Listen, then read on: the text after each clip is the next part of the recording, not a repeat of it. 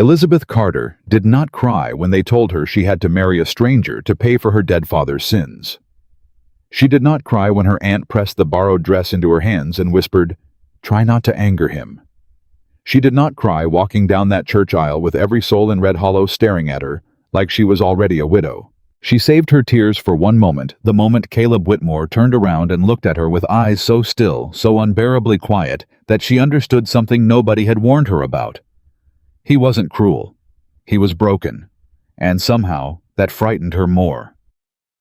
If this story already has your heart, please subscribe to our channel and follow Elizabeth and Caleb all the way to the end, because the moment that changes everything is coming, and you do not want to miss it.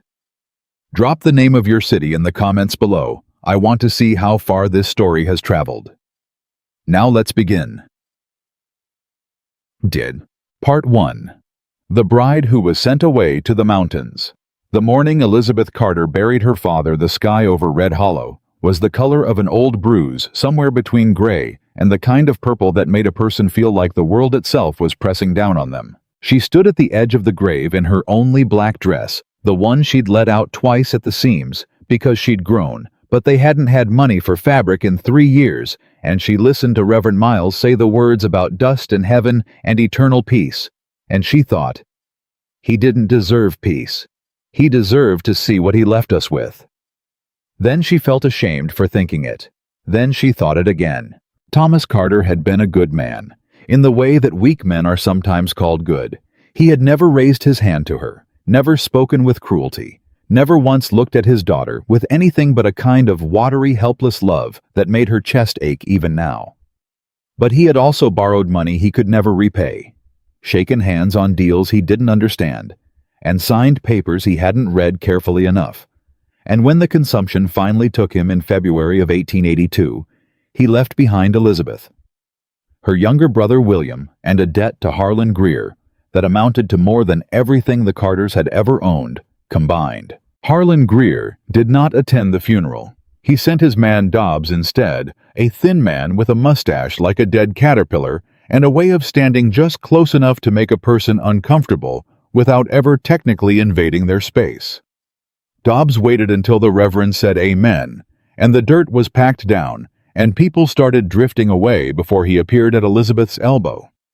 "Mr. Greer sends his condolences," Dobbs said. Elizabeth did not look at him.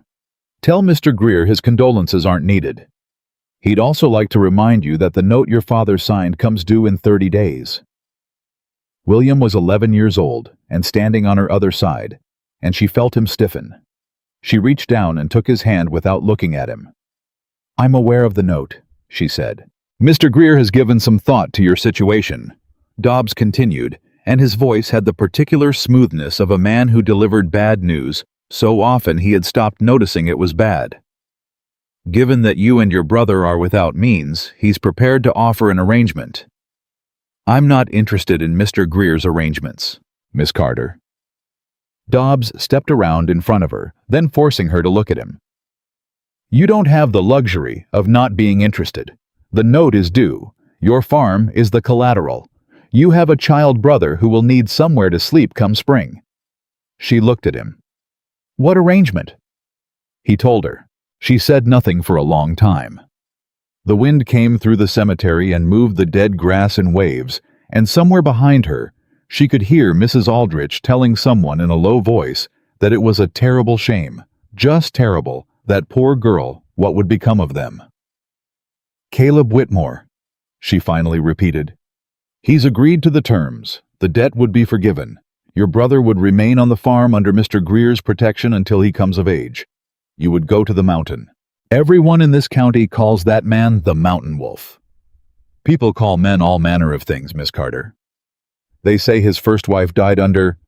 People say a great many things." Dobbs adjusted the lapel of his coat with 2 fingers. "Mr. Greer will need your answer by Friday." He left her standing there beside her father's grave, with the wind pulling at her dress and William's hand small and cold inside hers. "Lizzie," William said quietly, "what's a mountain wolf?" She squeezed his hand. "Nothing to worry about." But she was already calculating, already measuring, already doing the arithmetic that women in desperate situations have always done, weighing the cost of one terrible choice against the cost of every other terrible choice available to them. She had 4 days. She used all 4 of them trying to find another way out. She went to the bank in Casper and was told very politely that a young woman with no property and no male relative over the age of 18 was not a candidate for any loan. She went to her father's old business partner, a man named Vickers, who had eaten at their table a dozen times, and Vickers looked at the floor and said he was sorry, but he had his own family to think about. She went to her aunt in Laramie, a 2-day trip that cost her the last of the household money, and her Aunt Meredith sat across from her at a small kitchen table and said, "I can take William. I cannot take both of you. I don't have the room and I don't have the means. If you take William," Elizabeth said, "what happens to me?" Aunt Meredith looked at her hands. "You're young. You're not without looks. There are worse things than marrying a man with land." "They say he—" "Elizabeth." Her aunt looked up. "I know what they say. I also know what the street looks like for a 19-year-old girl alone and without money in 1882. Caleb Whitmore has land.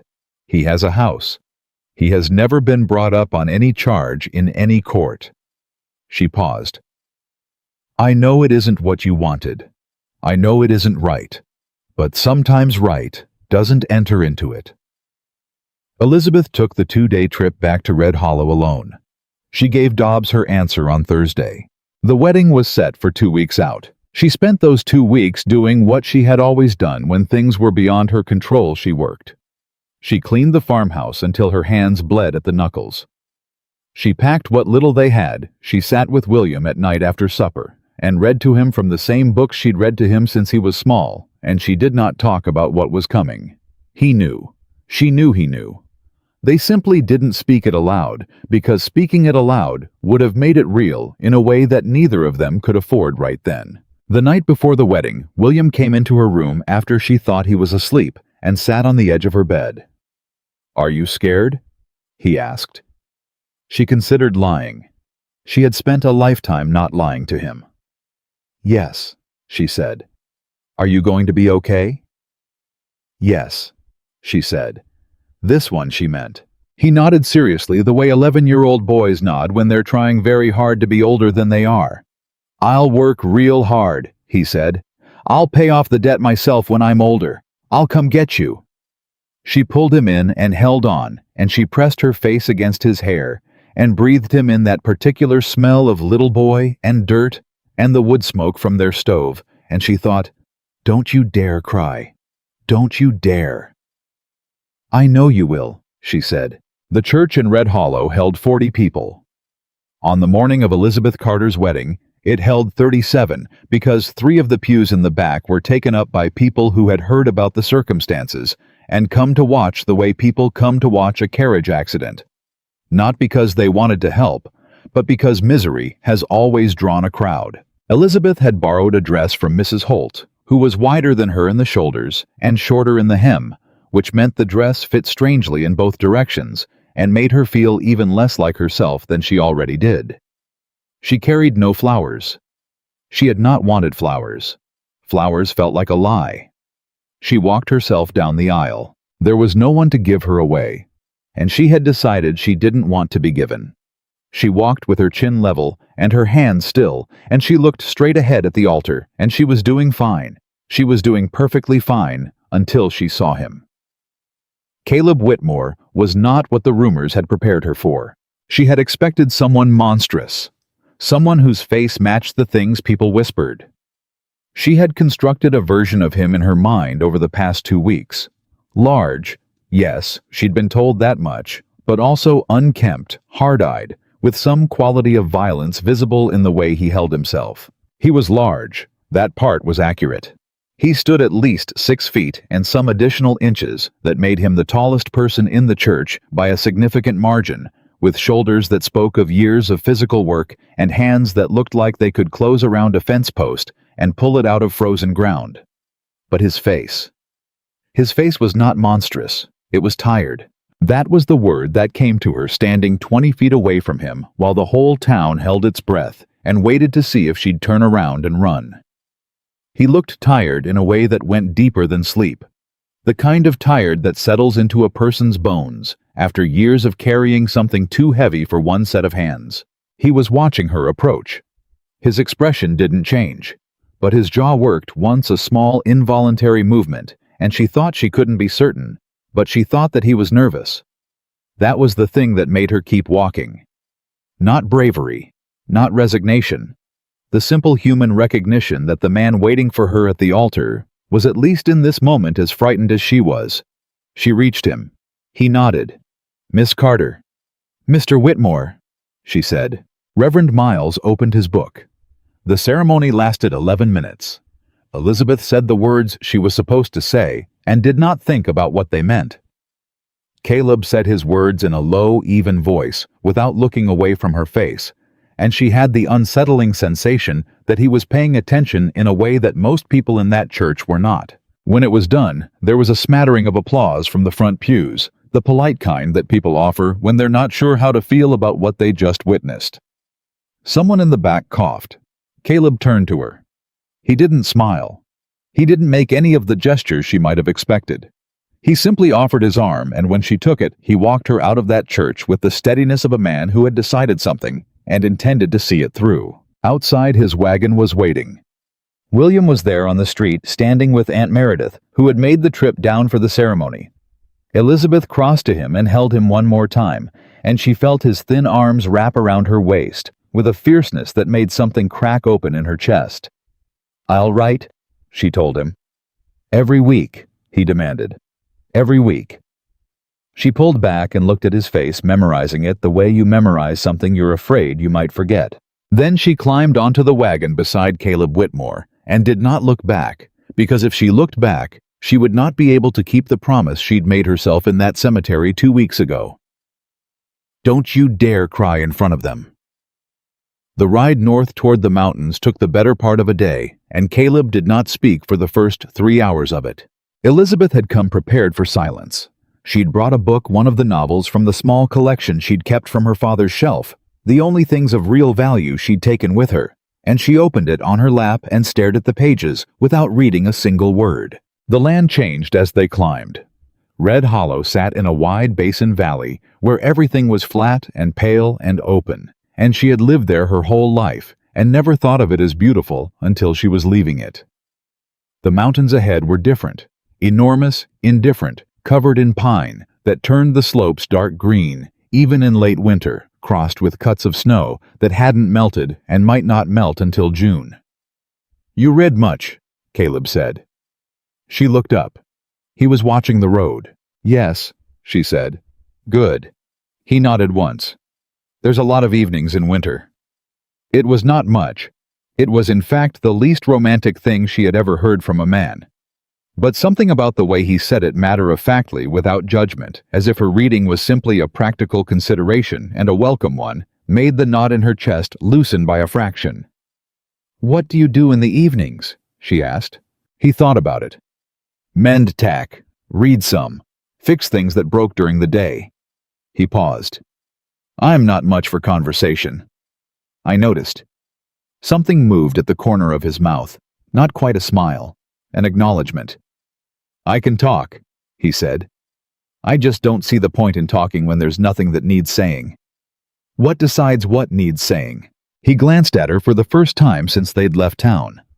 His eyes were a gray-green that was darker than she expected, and the look he gave her was measuring without being unkind. "You'll figure that out," he said, and turned back to the road. They reached the ranch as the last light was going amber behind the mountain peaks, and Elizabeth stepped down from the wagon onto ground that felt different under her feet. Harder, colder, more serious somehow than the valley soil she'd grown up on. The ranch was not what she'd been told either. She'd imagined something grim, a rundown set of buildings that matched a rundown man, the kind of place that matched the rumors. What she saw instead was weathered but solid. The main house was built from pine logs, well chinked with a porch that ran the full length of the front. The barn was large and in good repair. The fences were clean and straight. It was the property of a man who worked hard and took what he'd built seriously. Caleb brought her inside and showed her through the house without ceremony. The kitchen. The sitting room, a small room off the back that had been converted into something like a library with 2 walls of shelves, half of them full. Then he walked her down the hall and stopped in front of a door. "This would be your room," he said. She looked at the door. Then she looked at him. "We can discuss other arrangements later," he said, and his voice had gone careful the way a person's voice goes when they're choosing every word individually. "I don't expect I'm not asking you to." He stopped. Tried again. "I know this wasn't your choice." "It wasn't?" She agreed. "Right."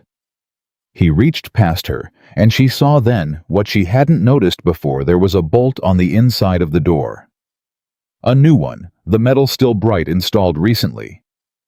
"You can lock it," he said quietly. "You should always have a choice." She looked at that bolt for a long moment. Then she looked at him. And the man that stared back at her was not the monster Red Hollow had described. He was not a wolf.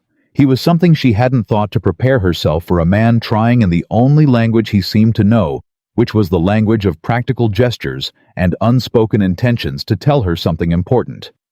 "I see you. I know what you gave up. I won't take anything else."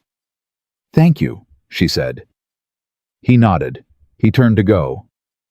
"Mr. Whitmore." He stopped.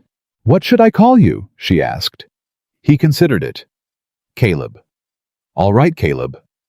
She looked at the door again, at the bright bolt. "Good night." "Good night, Mrs. Whitmore," he said, and walked back down the hall, and she heard the quiet sound of his boots on the wooden floor, and then nothing else. She stood in the doorway of that room for a long time. Then she went in, sat on the edge of the bed, and let herself cry. Not from despair, though some of it was that. Not from loneliness, though some of it was that too. Mostly from the particular exhaustion of a person who has been strong for so long in front of so many people that being alone finally gives them permission to stop. She cried until there was nothing left. Then she washed her face with the water in the basin on the dresser and unpacked her small bag and put her father's books on the windowsill where she could see them. Then she slid the bolt home. Not because she was afraid of him. She wasn't sure why exactly. Maybe because he'd offered it and it would have seemed rude not to use it. Maybe because choosing to lock a door was different from having a door locked on you, and she needed that difference right now more than anything else. She lay in the dark and listened to the mountain wind move through the pines outside her window, and she thought about William, and she thought about her father, and she thought about the look on Caleb Whitmore's face when she'd walked toward him down that aisle, that tired, careful, faintly nervous face, and she thought, "I don't know what this is going to be, but it is not what they told me it would be, and maybe that counts for something." She didn't sleep well. She didn't expect to. But somewhere in the small hours before dawn, listening to the steady, indifferent voice of the wind, she felt something she hadn't felt in 4 weeks. Not peace, not hope. Something quieter and more durable than either of those. "I am still here," she thought. "I am still exactly who I was this morning.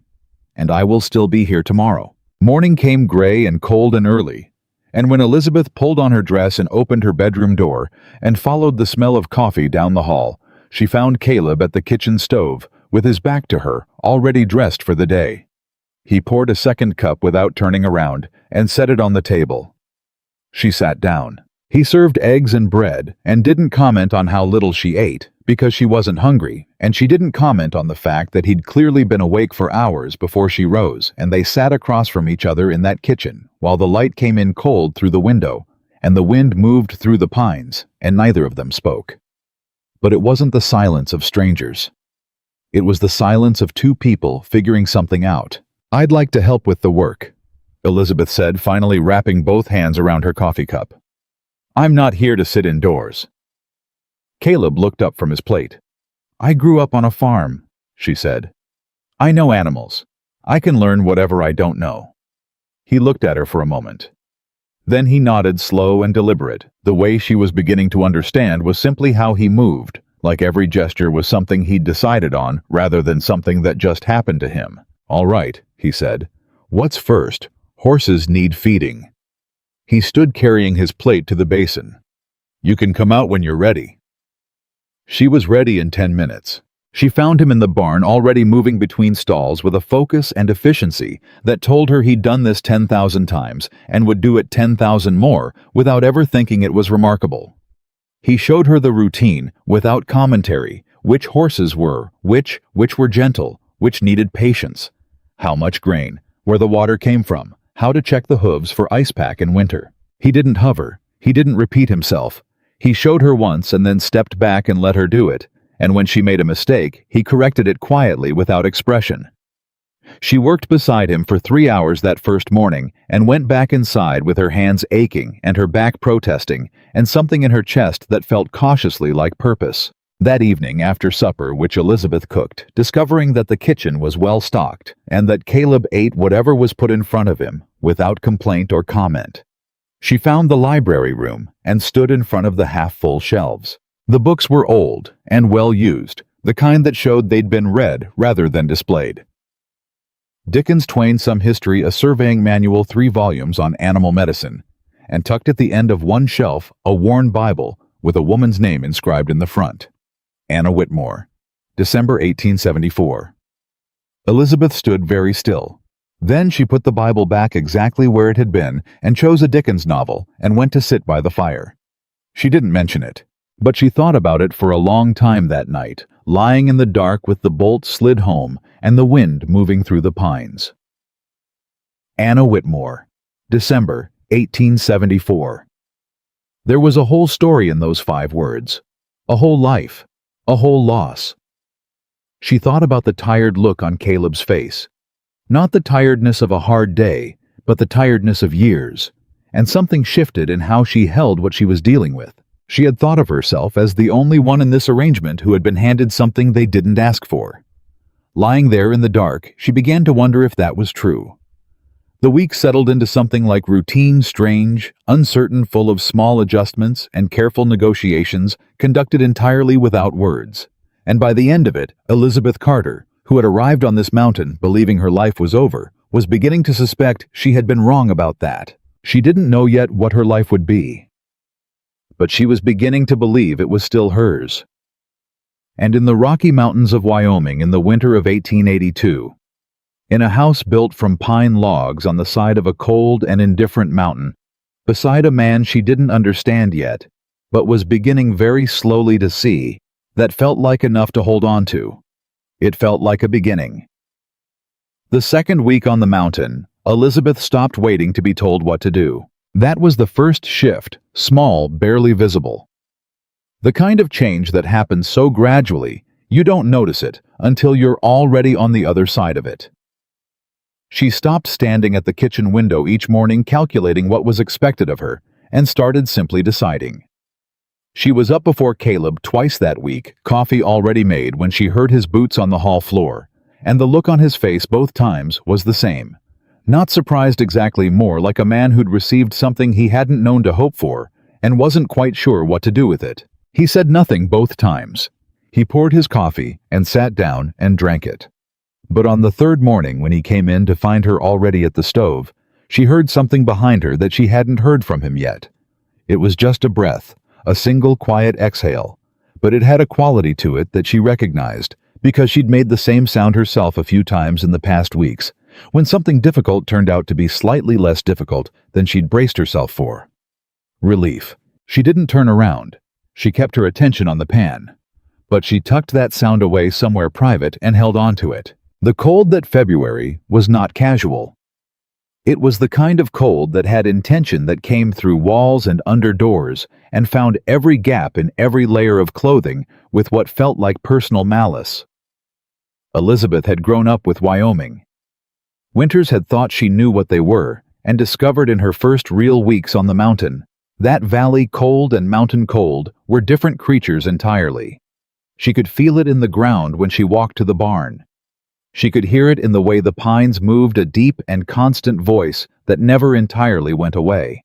Caleb had given her a heavy wool coat that had belonged to someone else. She didn't ask who, and he didn't say, and it was too broad across the shoulders and too long in the sleeves, and she wore it every morning without complaint because it was warm, and warmth was not a thing you argued with in that weather. "You're going to need to learn the water line," Caleb said one morning, pulling on his gloves at the door. "Pipes freeze up, there's a whole morning gone." "Show me," she said. He did. He showed her the water line from the house to the barn, and the two places it was most likely to freeze, and he showed her how to thaw it when it did, and he showed her where the backup supply was kept. And he did all of this with the particular focused brevity of a man who understood that information was a practical gift, and the best way to give it was clearly and without embellishment. She listened to every word. When he was done, he looked at her the way she was beginning to recognize as his version of a question. "Say it back to me," she said before he could ask. "Check if I got it right." Something that might have been approval crossed his face. "Freeze points lower than you think. Start earlier than you reckon you need to." "Noted," she said. He turned toward the barn. After 3 steps he stopped, and without turning around said, "You're smarter than you look." She blinked. Then she laughed genuinely involuntarily, the kind of laugh that happens before you decide to let it out. It caught her completely off guard, and apparently caught him off guard too, because he turned around and looked at her with the expression of a man who was not certain whether he'd done something wrong or something right. "That was a compliment," he said carefully. "I know," she managed, still catching her breath. "I know it was just—" She pressed her lips together, but the corner kept pulling. It was honest, at least. He studied her for a moment. Then something happened to his face, a small change, like a door opening a crack, and she realized she was seeing the beginning of a smile. Not the full thing, just the edges of it, just enough to see it was there. He turned back toward the barn before it arrived. She stood in the cold and watched him go and thought, "There you are. There's something in there after all." She wrote to William every Sunday as promised, and on the first Sunday, she'd sat at the kitchen table for 20 minutes, staring at the blank paper, trying to figure out what to tell him. She couldn't write the truth. Not all of it. Not the parts where she lay awake listening to the wind, and felt the size of everything she'd lost pressing on her chest. He was 11. He needed to believe she was all right. So she wrote him about the horses. She wrote him about the mountains, which were genuinely remarkable in a way she hadn't expected. The way they sat against the sky, like something that had always been there and always would be. She wrote him about the library room and the books. She told him Caleb was a quiet man, but a fair one, and that she was learning the ranch and that she was not unhappy. That last part was the truest thing she wrote, and also the most surprising. She wasn't happy. Happiness felt too big and too simple a word for what she was, but she was not unhappy. And in the scale of what she'd expected, that was extraordinary. She was folding the letter when Caleb came in from the evening chores, and he glanced at the paper without comment. But when she came down the following Sunday morning, she found a fresh envelope on the table beside her coffee, weighted down by a small jar of ink she hadn't had before. She looked at it for a moment. She looked down the hall. She picked up the envelope and the ink and said nothing, because she was beginning to understand that this was how Caleb communicated the things that mattered, not in words, but in the careful placement of objects, in small, deliberate acts that said, "I noticed, and I thought of you," without requiring him to say either of those things out loud. It was a strange language. She was learning to speak it.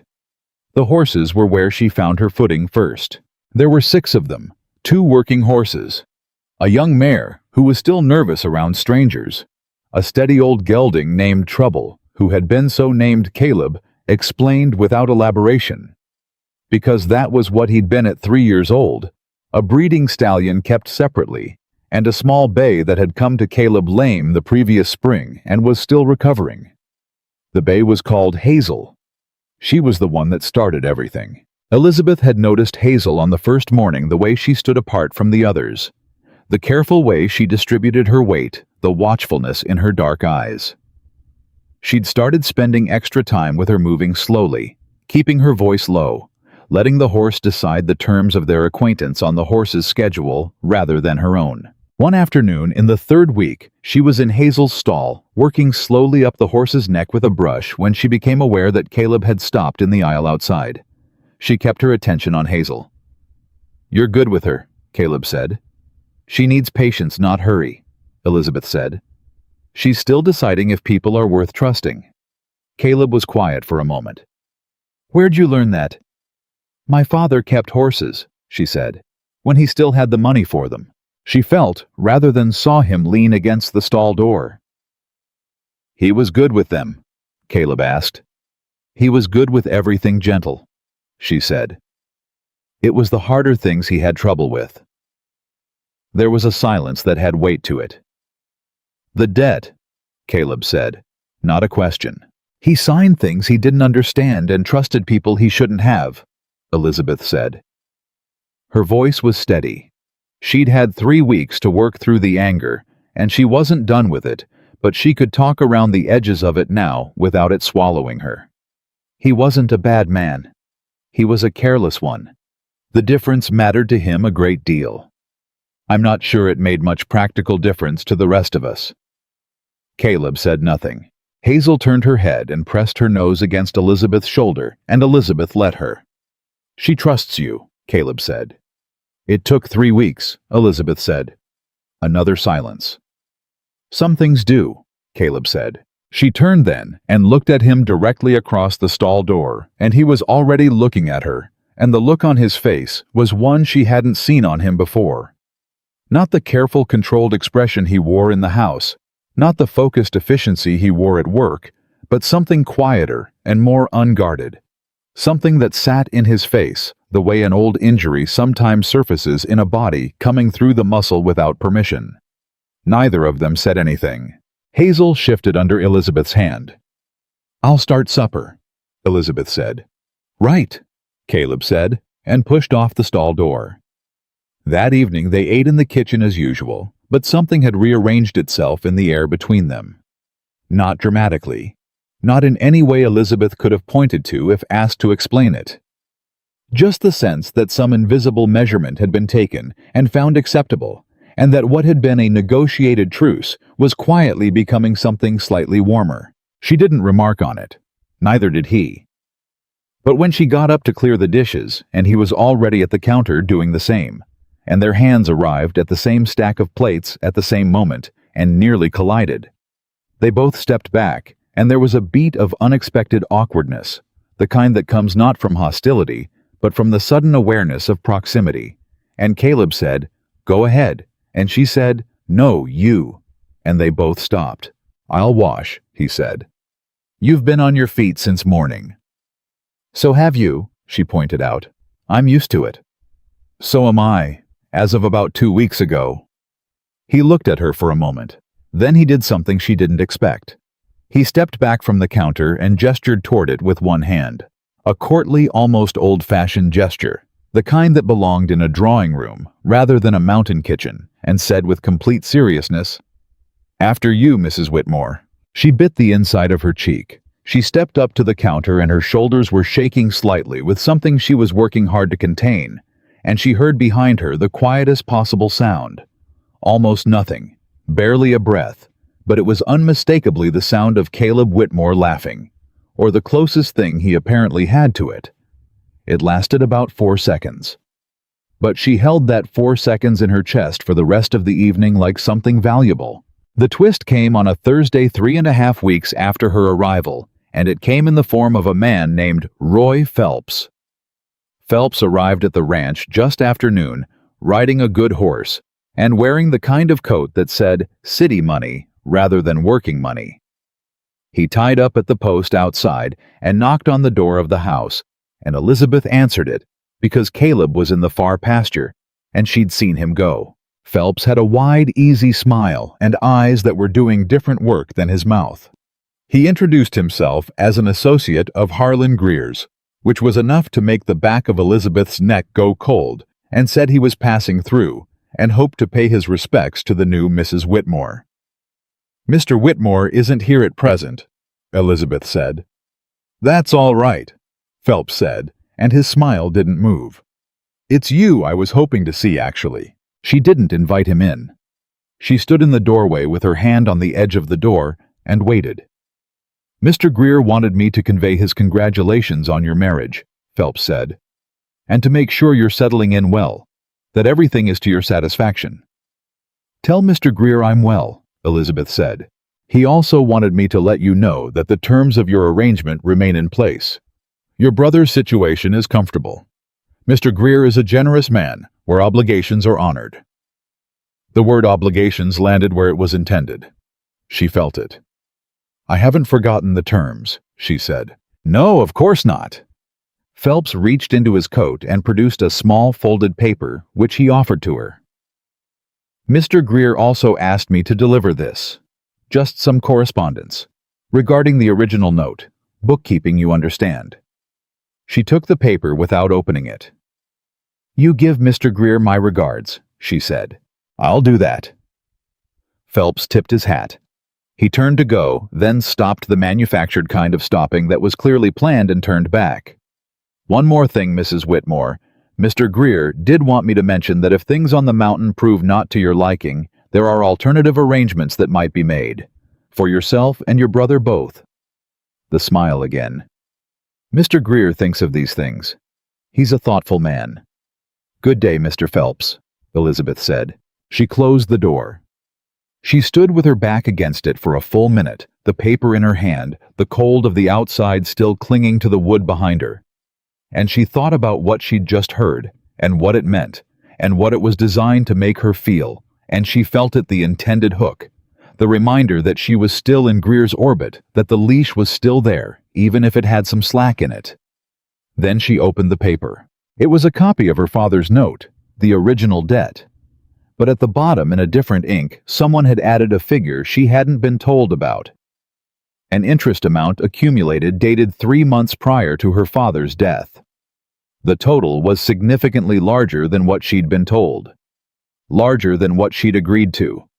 Larger than what the marriage had been presented as settling. She read it twice. Then she folded it back exactly as it had come and went to the library room and sat in the chair by the window and thought. She was still there when she heard Caleb's horse in the yard. She heard him come in, heard the routine sounds of a man returning from outdoor work boots coat the water pump in the kitchen. Then silence for a few minutes. Then his step in the hall. He stopped in the doorway of the library room when he saw her. What happened? He said. Not a question. He'd read something in her face or her posture and gone directly to the point. She looked up at him. A man named Roy Phelps came while you were out. Caleb's face went very still. Greer's man. You know him. I know of him. He came into the room properly, pulled the other chair around, and sat down across from her close eye level with the particular directness of a man who was not going to make her talk to a wall. What did he say? She told him. All of it, including the alternative arrangement Phelps had mentioned, which she watched land on Caleb's face with the visible impact of something striking stone. She handed him the paper. He read it. His jaw worked. This isn't the number you were told, he said. No. Or the number I was told. She looked up sharply. What number were you told? Lower than this. He held the paper and stared at it with the particular expression of a man who is doing difficult arithmetic while also trying to control something he's feeling. Greer told me the debt was one amount. Told you the same, I take it. Now, his man shows up with a paper that says it's something else. Different ink, Elizabeth said. Different hand. Someone added those figures. Caleb looked at her. I notice things like that, she said. My father's papers were... I spent a lot of time with his papers after he died, trying to understand what had happened. She paused. The addition to the bottom was written later than the rest. The ink's a slightly different shade. The handwriting angle is different. Caleb was watching her with an expression she couldn't quite read. You can tell that. I was looking at something similar for 2 weeks before the wedding. You learned to look. He set the paper down on the chair arm and stared at it for another moment. Then he said, Elizabeth. It was the first time he'd used her given name. She registered that. I didn't know the figure had been changed, he said. I want you to be clear on that. I know, she said. How do you know? She thought about it. Because if you'd known, you'd have mentioned it. You don't... She searched for the right word. You don't seem like a man who leaves things out when the things matter. Something moved through his face. I'm not, he said. Then we're in the same position, she said. Both of us were given false information to get us to agree to this arrangement." He was quiet for a moment. Why would Greer want this arrangement badly enough to lie for it? She had been thinking about that since Phelps left. "Your land," she said. "Something about your land." Caleb stood. He walked to the window and stood with his back to her, and she watched his shoulders. She was starting to be able to read him in his body, in the set of his back, and the angle of his head, and she recognized what she was seeing as controlled anger, the kind a man wraps very tight because he's learned that it causes damage when it gets loose. "The spring," he said. "What spring?" "There's a natural spring on the upper quarter of this property," he said without turning around. "Fresh water runs 12 months. I've had 2 offers for that land in the past year, both through intermediaries, both from sources I couldn't trace." He paused. "I didn't sell. And then my father's debt conveniently created an opportunity for Greer to place someone in your household," Elizabeth said slowly. Caleb turned around. They looked at each other. "He thought I'd be easier to manage," Elizabeth said. "Once I was here. Once I was dependent." "He doesn't know you," Caleb said, and his voice was very quiet. She held his gaze. "No, he doesn't." Neither of them spoke for a moment, and in that silence, something crystallized between them. Not an alliance exactly, not yet, but the recognition of a shared position. The understanding that they were not opponents in this arrangement, but had been made to believe they were, that the actual opponent was somewhere outside the mountain, and that the two of them had more in common than either had known when they'd stood in that church 3 weeks ago. "What do you want to do?" Caleb asked. The question struck her, not because it was unexpected, but because of how simply and directly he asked it. "What do you want to do?" As if her answer was the relevant one. As if she had a vote. She picked up the paper from the chair arm. "I want to find out what the real document says. The original. Not this copy." "I have my copy of the agreement," Caleb said. "So does Greer. And whoever prepared both copies knows which one is accurate." She folded the paper again. "I want to know what was changed when it was changed and who changed it. And I want it documented." She looked up at him. "Do you know a lawyer, a real one, not one of Greer's people?" Caleb studied her for a moment. "Casper," he said. "Man named Fletcher. He's straight." "Then I want to write to him," Elizabeth said. "This week." Caleb nodded, slow and deliberate. The way she'd come to understand meant he'd decided something. "I'll ride to town tomorrow. Get the letter out." She started to say something else, then stopped. He was watching her with that same look he'd had in the barn earlier, unguarded, without the careful surface he wore most of the time. "What?" she said. "Nothing." He moved toward the door. Stopped. "You said you spent 2 weeks with your father's papers." "Yes." "And you noticed the ink differences, the handwriting angle." "Yes." He looked at her for another moment. "You have a good mind for that kind of thing." "It kept me from being fooled twice," she said. "At least." He nodded once. Then he went back to the kitchen and she heard him moving around in there, the sounds of a man making supper, while something significant turned over in his thoughts. And she sat in the library room with the folded paper in her hands and understood that everything that had just passed between them in the past 20 minutes had rearranged something fundamental in what they were to each other. They had gone in as strangers bound by a lie. They were something else now. She wasn't sure yet what to call it, but it was something. The letter went to Casper the next morning and they waited. In the meantime, the ranch continued because ranches don't pause for human drama. Don't hold their breath while two people renegotiate their understanding of each other. Don't wait for legal clarity before demanding that someone feed the horses and check the water line and haul the wood.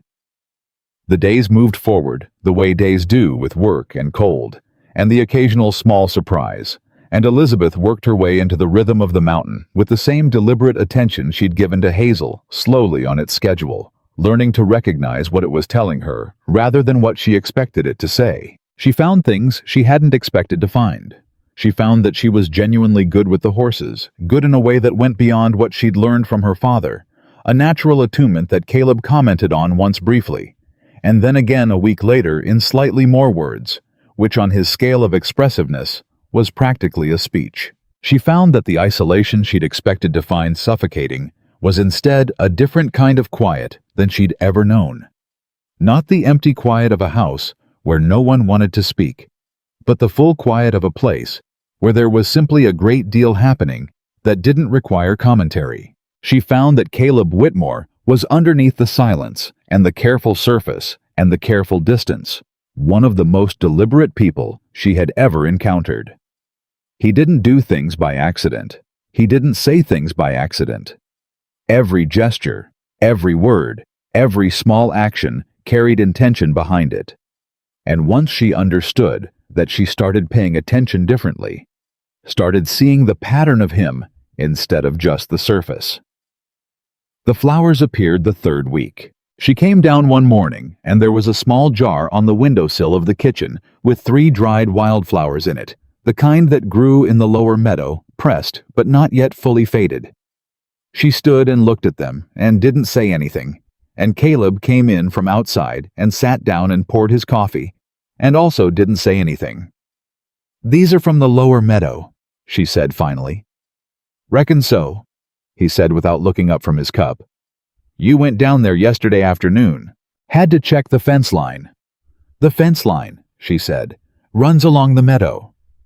She turned to look at him. He was examining the contents of his coffee cup with an expression of complete and totally unconvincing innocence. "Caleb," she said. He looked up. "Thank you," she said. He looked at her for a moment, then back at his cup.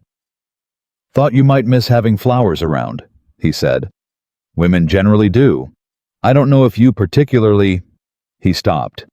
"You can put them somewhere else if you'd rather." "I'd rather keep them here," she said. He nodded, drank his coffee.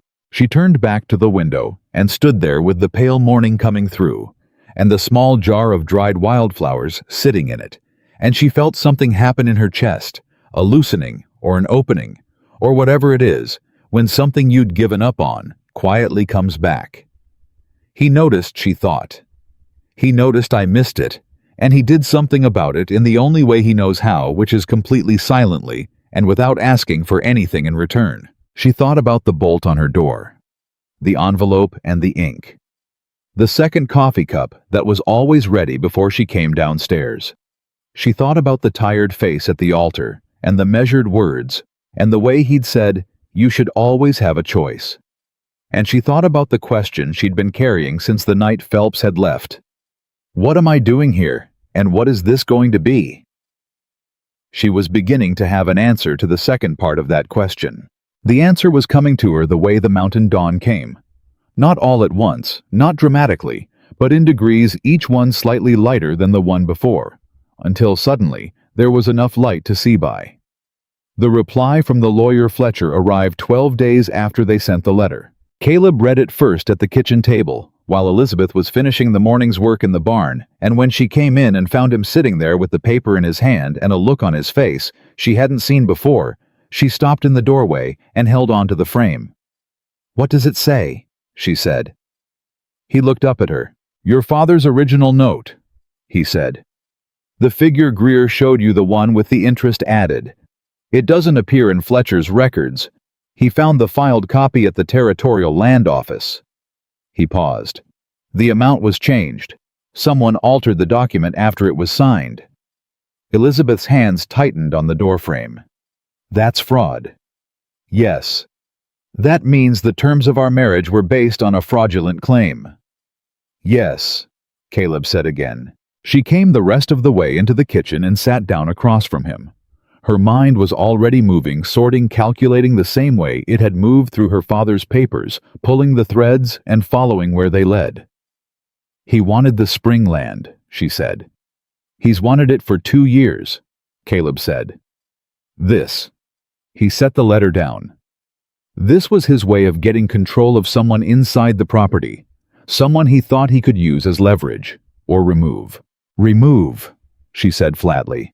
If the marriage failed, if things went badly enough, he'd have grounds to renegotiate. Caleb's voice was even, but his hands on the table were not. He may have thought I'd be difficult to live with, that you'd leave within months, that would give him some kind of opening. Elizabeth looked at his hands. Then she looked at his face. He doesn't know either of us, she said. Caleb held her gaze. Something moved through his expression, something she almost had a name for, something that sat between gratitude and something larger and more complicated, and as yet without language between them. Fletcher says we have grounds to challenge the original note, Caleb said. The fraud changes the terms of every agreement that came from it. Including the marriage agreement, Elizabeth said. A pause. Including the marriage agreement, Caleb confirmed. She heard what was under that confirmation, what he was offering her, without making it explicit in the language of carefully chosen words that she'd been learning for a month. He was telling her she had options. He was telling her the cage had a different shaped door than she'd been shown. She looked at the letter. She looked at him. What do you want to do? She asked, deliberately echoing the words he'd used in the library room a week ago. He looked at her for a long moment. His jaw worked. His hands on the table were very still. I want to go after Greer, he said. Properly. Legally. I want every piece of documentation we can get, and I want Fletcher to take it to the territorial court. He paused. What he did to your father. What he tried to do with you. His voice dropped. That's not something I'm willing to let stand. Neither am I, she said. He nodded. Then we do it together, Elizabeth said. Something settled in his face at those words, like a stone finding the bottom of still water, dropping and going still. Together, he said. We're going to need more documentation, she said, already thinking ahead, pulling the problem apart the way she'd learned to pull problems apart methodically, without panic, looking for the pieces that could be moved. Everything Greer filed with the land office. The original agreements he would have had to register. If he altered the documents, there'll be inconsistencies in the filing record. Someone had to witness the originals. Someone had to file the alterations. She looked up. And people who commit fraud once generally do it more than once. There may be others. Caleb was watching her with an expression she recognized now. It was the same one he'd worn in the barn, when she'd told Hazel to decide the terms of their acquaintance on the horse's schedule. Something between surprise and recognition, like a man seeing something come into focus. You figured all that out just now, he said. I'm good at numbers and documents, she said. My father? She stopped. It didn't help him in the end, but I have the skill anyway. It's going to help us, Caleb said. And the word us sat between them in the morning kitchen like something newly placed, deliberate and real, and carrying more weight than two letters had any business carrying. And Elizabeth felt it land, and she saw him feel it land, and neither of them moved to take it back. Outside, the wind moved through the pines, and the mountain did what it had been doing since before either of them was born. It stood and it endured, and it asked nothing except that you be equal to it. She was beginning to believe she might be, and for the first time since she'd stood in that cemetery in her too-tight dress and held her brother's hand and listened to the Reverend say words about eternal peace. Elizabeth Carter. Elizabeth Whitmore felt something take root in her chest that had been gone for a very long time. Not safety, not certainty, purpose. The particular bone-deep purpose of a person who has found a fight worth fighting, standing beside someone worth fighting for, on ground that had begun without her noticing exactly when to feel like her own. Fletcher's reply changed the air inside the Whitmore ranch, the way a shift in weather changes the air outside. You couldn't point to a single thing and say, there, that's where it happened. But everything felt different afterward, and both of them knew it. They spent 3 evenings at the kitchen table going through what they had. Caleb produced his copy of the original agreement with Greer, the one he'd been given the day he'd agreed to the arrangement, and Elizabeth laid it beside the paper Phelps had delivered, and they compared them line by line in the lamplight with the kind of focused quiet that two people fall into when the work is serious, and both of them understand that. The differences were not subtle once you knew to look for them. The figure at the bottom of Greer's copy was larger by nearly 40%. The interest clause that had been used to justify the difference wasn't in Caleb's copy at all. Not crossed out, not amended. Simply absent, as if it had been invented after the fact and inserted into Elizabeth's version of the document by someone who expected neither party would ever think to compare notes. He assumed we'd never talk to each other, Elizabeth said. Caleb looked up from the papers. What? Greer. He gave us each a different version because he assumed we would never sit down and compare them. She ran her finger along the bottom line of both documents. Why would we? We were strangers. He'd arranged for us to be strangers. A man who doesn't want his wife and a wife who doesn't want to be there, that's not two people who sit at a kitchen table and go through land documents together. Caleb was quiet for a moment. He miscalculated. He made an assumption, Elizabeth said, about what kind of people we'd be, about what kind of marriage this would be. She looked up. He was wrong. Something passed across Caleb's face that she was getting better at reading. It wasn't pride exactly. It was something quieter, the look of a man who has been told something true in a way he hadn't expected and is sitting with it carefully. He was wrong, Caleb agreed. They wrote to Fletcher again that night. Elizabeth drafted the letter, pulling out every discrepancy between the two documents, cataloging the differences in ink and handwriting angle and the specific clause that appeared in one copy and not the other, laying it out with a precision and organization that she hadn't fully known she possessed until now, until something had required it of her. Caleb read it over when she was done, and the way he read it carefully all the way through without interrupting her or suggesting changes told her something. It's good, he said when he finished. Tell me if I missed anything. You didn't. She sealed it herself. The next morning, before Caleb rode to town to send it, Elizabeth said, I want you to ask Fletcher something else. He waited.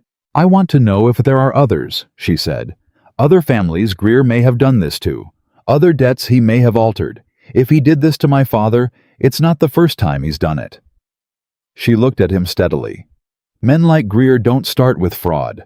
They arrive at it after a long time of doing smaller things that worked. Caleb looked at her for a moment. You think there's a pattern? I think there's a pattern, she said. And I think if Fletcher can find even one other instance, it makes our case substantially stronger. He put on his coat. At the door, he stopped. I'll be back by evening. I know, she said. He nodded. He opened the door. Then, and she noticed this, because she noticed everything he did now. The small, deliberate gestures that added up to a language she was becoming fluent in. He stopped with his hand on the doorframe and turned back just slightly, not quite looking at her. You're good at this, he said. Then he was gone. The door closed behind him, and Elizabeth stood in the kitchen with her hands wrapped around her coffee cup and the fire going in the stove, and the particular warmth of those 4 words sitting in her chest like something that had taken root.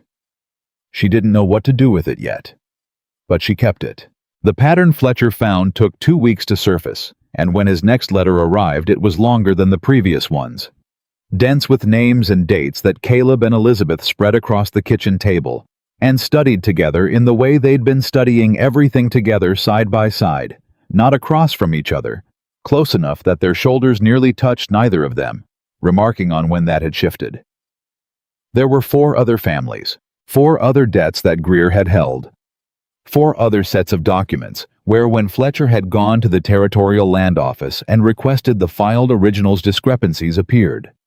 Not all of them had been altered the same way. In one case, it was an interest rate clause. In 2 others, it was a collateral description that had been expanded after the fact to include property the debtor hadn't pledged. In the 4th, an entire page appeared in the filed copy that multiple witnesses swore had not been part of the original signing. 4 families, Elizabeth said. She was standing at the table with both hands flat on Fletcher's letter, reading it for the second time, and her voice was very even in the way it went, even when she was working hard to keep it that way. 5 counting yours, Caleb said. 5 families. She straightened. How many of them lost their land? 3, Caleb said. He had already marked those in the letter. 2 were bought out for what Greer told them was fair price. 1 went to foreclosure. He paused. The foreclosure family was the Murrays. They had 3 children. Lost everything in the winter of 1879. Elizabeth stood very still. "He's been doing this for at least 4 years," she said. "At least," Caleb confirmed. She thought about that, about what 4 years of deliberate fraud looked like when you laid it out flat, family by family, winter by winter. About what it cost in ways that didn't appear in any document. About children who'd grown up without the land their parents built. About people who'd spent years believing they'd simply been unlucky that their father had made poor deals, that the world had gone against them through no one's particular fault. She thought about William. She thought about standing in the cemetery with his hand in hers, telling him not to worry. "I want to find the Murray family," she said. Caleb looked up. If they lost everything in 1879, they're still somewhere in the territory. They may still have their copy of the original agreement. If they do, if we can compare their document to the filed version, that's another example of the same pattern. She looked at him. Judges and juries respond to patterns, Caleb. One case of fraud could be explained away. 5 cases in 4 years, with consistent methods, that's a practice. Caleb was quiet for the long moment, and she could see him thinking, could read the shape of it in the set of his face. "I know where the Murrays went," he said slowly. Tom Murray. He'd been ranching up near the Sweetwater. After the foreclosure, he took his family to his wife's people in Rollins. He paused. "I know a man who'd know if he's still there." "Write to him today," Elizabeth said. She didn't say please, and she didn't soften it. She said it like a woman who had decided something, and Caleb looked at her for a beat, that measuring, unguarded look, and then he went to get paper. The morning after they sent that letter, Elizabeth found the photograph. She had not been looking for it. She had been doing what she did most Wednesday mornings, which was a thorough cleaning of the main room, working from back to front, the way she'd been taught, methodical and unhurried. She moved the small collection of objects from the mantelpiece to dust underneath them, and one of them, a flat wooden box, she'd always assumed contained some kind of small tools or hardware, slipped from her hands and fell. It didn't break, but it came open. Inside was a single photograph. A woman seated with dark hair pinned up simply, and eyes that even in the gray of the photograph were clearly warm. She was perhaps 25. She was wearing a dress Elizabeth recognized as a Sunday dress, the kind a woman saves for important occasions. She was not smiling with her mouth, but something in her expression was unmistakably at peace. The look of a person sitting in a moment they're grateful for. Written on the back in a hand, Elizabeth didn't recognize Anna. June 1873. Elizabeth stood there for a long moment. She closed the box carefully. She replaced it on the mantelpiece exactly where it had been. Then she stood looking at it for another moment, and she thought about Anna Whitmore, who had lived in this house and worked in this kitchen and slept behind that door with its bright new bolt that had been installed for someone else.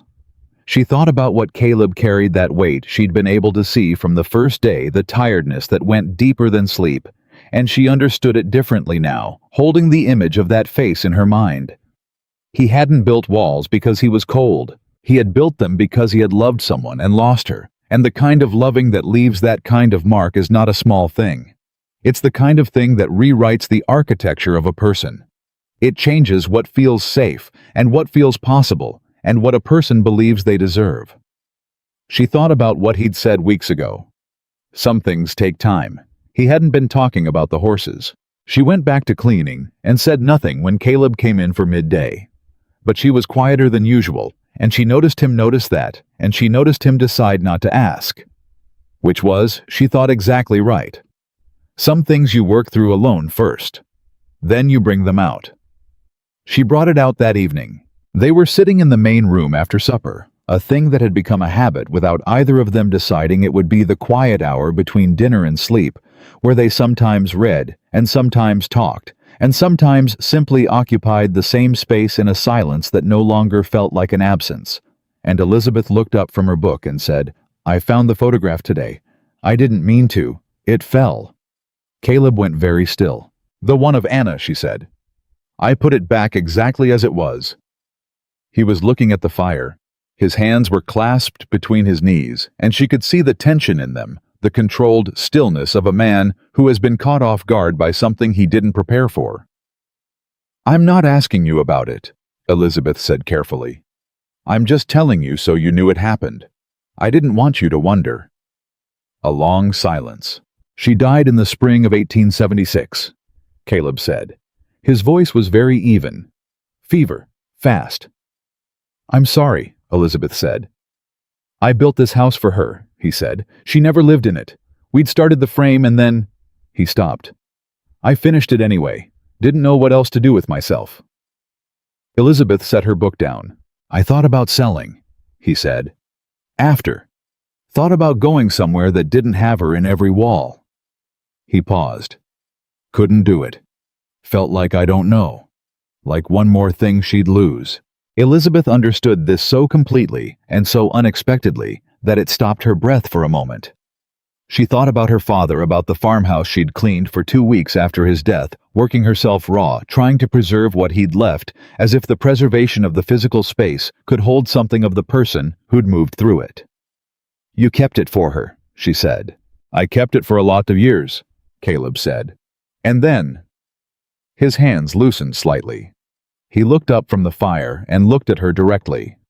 "And then you came. And it stopped being a place I was keeping. It started being a place someone was living in again." She didn't look away. "I don't say that to—" He stopped again, and she could see him working for words in the way of a man who has spent years without needing them and is now discovering the limits of that economy. "I'm not asking for anything from you that you haven't offered freely. I want to be clear on that." "I know," she said. You should know." He looked back at the fire. "It matters to me that you're here. It didn't matter what the reasons were at the start, but the way you've—" He made a slight movement with his hands, the gesture of a man whose words have run out, but whose meaning hasn't. "You're not what I expected." "What did you expect?" she asked. He thought about it honestly. "Someone who'd endure it. The way you endure something you can't change. Someone who'd be here in body but somewhere else in mind." He glanced at her. "You're not enduring it." "No," she agreed. "I'm not." "What changed?" he asked. She thought about all the things she could say. About the bolt on the door, about the coffee cup, about dried wildflowers in a jar, about a man who corrected her mistakes quietly and read her letters carefully and asked, "What do you want to do?" Like it was a real question that deserved a real answer. "I saw who you actually were," she said, "instead of who they told me you'd be, me." Something happened to his face that she felt like a physical thing. A shift, a softening. Something behind the stone surface of the man who had learned not to let things through. It was brief. He pulled it back quickly, with the reflexive self-protection of someone who'd been burned before. But she'd seen it. And he knew she'd seen it. Neither of them said anything more that evening, but something had been said. The telegram came from Rollins, 11 days later. Tom Murray was there. He had the original documents. He would come. He arrived on a Thursday afternoon, a lean, weathered man in his 50s, with the particular look of someone who has absorbed a significant loss and rebuilt themselves around the absence, the way a tree grows around a wound in its bark. He came with his eldest son, a young man of about 20, who had his father's eyes and a careful wariness about him that Elizabeth recognized as the wariness of a family that had learned to trust slowly. They sat in the main room, all 4 of them, and Tom Murray put his copy of the original Greer document on the table. It was immediately clear that it had been altered. "I've had this for 6 years, Tom Murray said. "I never had cause to question it. Greer showed me the filed copy when we disputed the foreclosure, and what he showed me matched what I had, so I thought I'd remembered wrong about the terms." He looked at the 2 documents side by side, his original and Fletcher's retrieved filed copy. "But this isn't right. This number here." He pressed his finger to the filed copy. "That number was never part of what I signed. I had witnesses. I remember." "Who were your witnesses?" Caleb asked. Murray named 2 men. Elizabeth wrote them down. "Both still in the territory?" she asked. "Last I knew." "We'll need statements from them. Signed, witnessed, sent to Fletcher and Casper." Elizabeth looked up. "Mr. Murray, I know this is a great deal to ask of you, revisiting something this painful. Murray looked at her steadily. Mrs. Whitmore, she said. Mrs. Whitmore. He paused. That man took my family's land. He took it with a pen and a number he invented, and he did it because he knew we couldn't prove otherwise. I have 3 children. My youngest daughter was 6 years old when we left. He met her eyes. Whatever you need, you'll have it. Caleb, who had been quiet through most of this, looked at Murray and said, We're going to try to get your land back. Murray blinked. The original foreclosure was based on fraudulent documentation, Elizabeth said. If we can demonstrate that in territorial court, the foreclosure may be reversible. She glanced at Caleb. That's what we need Fletcher to establish. Murray looked between the two of them, at Elizabeth's careful notes, at Caleb's steady certainty, at the documents laid out with precision on the table. How long have you been married? Murray asked. Elizabeth and Caleb looked at each other. About 2 months, Caleb said. Murray made a sound that might have been a laugh in different circumstances, a short exhale of something between disbelief and admiration. You've done all this in 2 months. We had motivation, Elizabeth said. They spent the afternoon going through every document. Elizabeth organized them into categories, original agreements, filed, copies the discrepancies between them, witness names, dates with a thoroughness that made Murray's son look at her with open surprise and made Murray himself say, partway through the afternoon, You've done this kind of work before. Not this specifically, Elizabeth said, but organizing information under pressure, yes. She thought of her father's papers, of the 2 weeks of grief and arithmetic that had prepared her for this without her knowing it was preparation. I had a good teacher. He just didn't know he was teaching me. The Murrays stayed the night in the spare room, and over supper the 4 of them talked in the way that people talk when they've spent a day doing serious work together and the edge of it has relaxed slightly more openly, with occasional laughter, with the relief of people who have been carrying something alone and have found unexpectedly that they don't have to. After the Murrays went to bed, Elizabeth sat at the kitchen table, going over her notes one more time. She heard Caleb behind her moving around the kitchen in his quiet way, and then a cup of tea appeared at her elbow, which she hadn't asked for, and which was exactly what she needed. She looked at the cup. Then she looked at him. He was already turning away. Caleb, she said. He stopped. Do you think we can actually win this? She asked. He turned back around. He stood for a moment, considering the way he considered everything, and then he pulled out the chair across from her and sat down. Tell me what you think, he said. I asked first. Something moved in his expression. Yes, he said. I think we can win it. 5 families documented fraud, a consistent pattern of altered records over 4 years. Fletcher knows territorial law better than Greer knows how to bend it. He paused. What do you think? I think the same, she said. And I think Greer knows we're building a case. Phelps showing up wasn't courtesy, it was reconnaissance. He's worried about something, or he wouldn't have sent someone. Caleb nodded. He'll make a move, before this goes to court. What kind of move? Something to discredit us, or to scare us off. His jaw tightened slightly. He's done it before. Murray wasn't the first family to dispute the numbers with him. The family before that, the Hendersons, had their barn burned. Elizabeth went very still. Was that ever proven? She said. No, never proven. But there's a reason Tom Murray's the first person to agree to come forward in 6 years. He looked at her steadily. I want you to understand what we may be walking into. She looked at him. She thought about it seriously, the way he was clearly asking her to. I understand, she said, and I'm not changing my position. Elizabeth? Caleb. She met his eyes. He used my father's death to trap both of us. He altered legal documents. He took 3 families' land with a pen. The Murrays' youngest daughter was 6 years old. Her voice was even. What would you have me do instead? Keep quiet and let him have the spring. Caleb looked at her for a long time. No, he said finally. I wouldn't. Then we're agreed, she said. He was quiet for a moment. His hands were flat on the table, and she could see the tension moving through them, not anger, or not only anger, something more complicated and more personal. "I want you to be safe," he said. The words came out carefully, the way his important words always came out, chosen individually. "Whatever happens with the case, whatever happens with the land, I want—" He stopped. "This place is yours. Whatever comes of the legal business, you should know that." She felt the weight of those words. "This place is ours," she said quietly. He looked at her. She held his gaze. "You said it yourself the first night. You should always have a choice.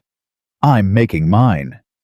She looked around at the kitchen, at the house built for a woman who never got to live in it, now lived in by someone who had arrived not knowing she'd stay. "I'm choosing this." The silence that followed was not the silence of two people who had nothing to say. It was the opposite kind. The silence of people for whom what just happened is too large for immediate speech, who need a moment to let it become real before they can respond to it. Caleb's hands on the table slowly unclenched. "All right," he said. 2 words. She understood everything they contained. The wire from Greer's office arrived the next morning before the Murrays had even left. It was addressed to Caleb, and it was not subtle. It cited the original agreement and informed Caleb Whitmore that in light of several irregularities identified by Mr. Greer's legal team, the terms of the arrangement were under review, and that Mr. Whitmore was advised to present himself in Red Hollow at his earliest convenience for a meeting to resolve the matter. Elizabeth read it over Caleb's shoulder. "He knows," she said. "He knows," Caleb confirmed. Tom Murray appeared in the kitchen doorway with his coat on, his son behind him, and looked at the wire in Caleb's hand. "Trouble. He's moving first," Caleb said, "trying to get me into a room on his terms before we can file." Murray's son, who had barely spoken through the whole visit, said quietly, "Don't go." Everyone looked at him. He was perhaps 20 years old, and he said it with the certainty of someone who'd had years to think about what his father should have done differently. That's what he does. He gets you into a room alone, and by the time you come out, the terms have changed, and you don't know how it happened. Murray looked at his son with an expression Elizabeth recognized, the expression of a parent seeing a child and an adult simultaneously, the slight shock of realizing which one you're looking at now. "He's right," Murray said. Elizabeth looked at Caleb. "Write to Fletcher first. Tell him about this wire. Don't respond to Greer until Fletcher advises you." Caleb was already folding the wire. "Agreed." "And then," Elizabeth said, "I think we need to move faster." 3 days later, Fletcher's reply came with a specific instruction. Don't meet with Greer under any circumstances, and be ready to have a courier take the full documentation package to the territorial courthouse in Cheyenne within the week. A federal land commissioner had been made aware of the pattern of altered documents. The case was no longer a private dispute between ranchers and a local businessman. It had become something larger. Elizabeth read that letter standing at the kitchen table, and felt the particular feeling of momentum, the sensation of a thing in motion, of weeks of work gathering into something with direction and force. She looked up at Caleb. "It's real," she said.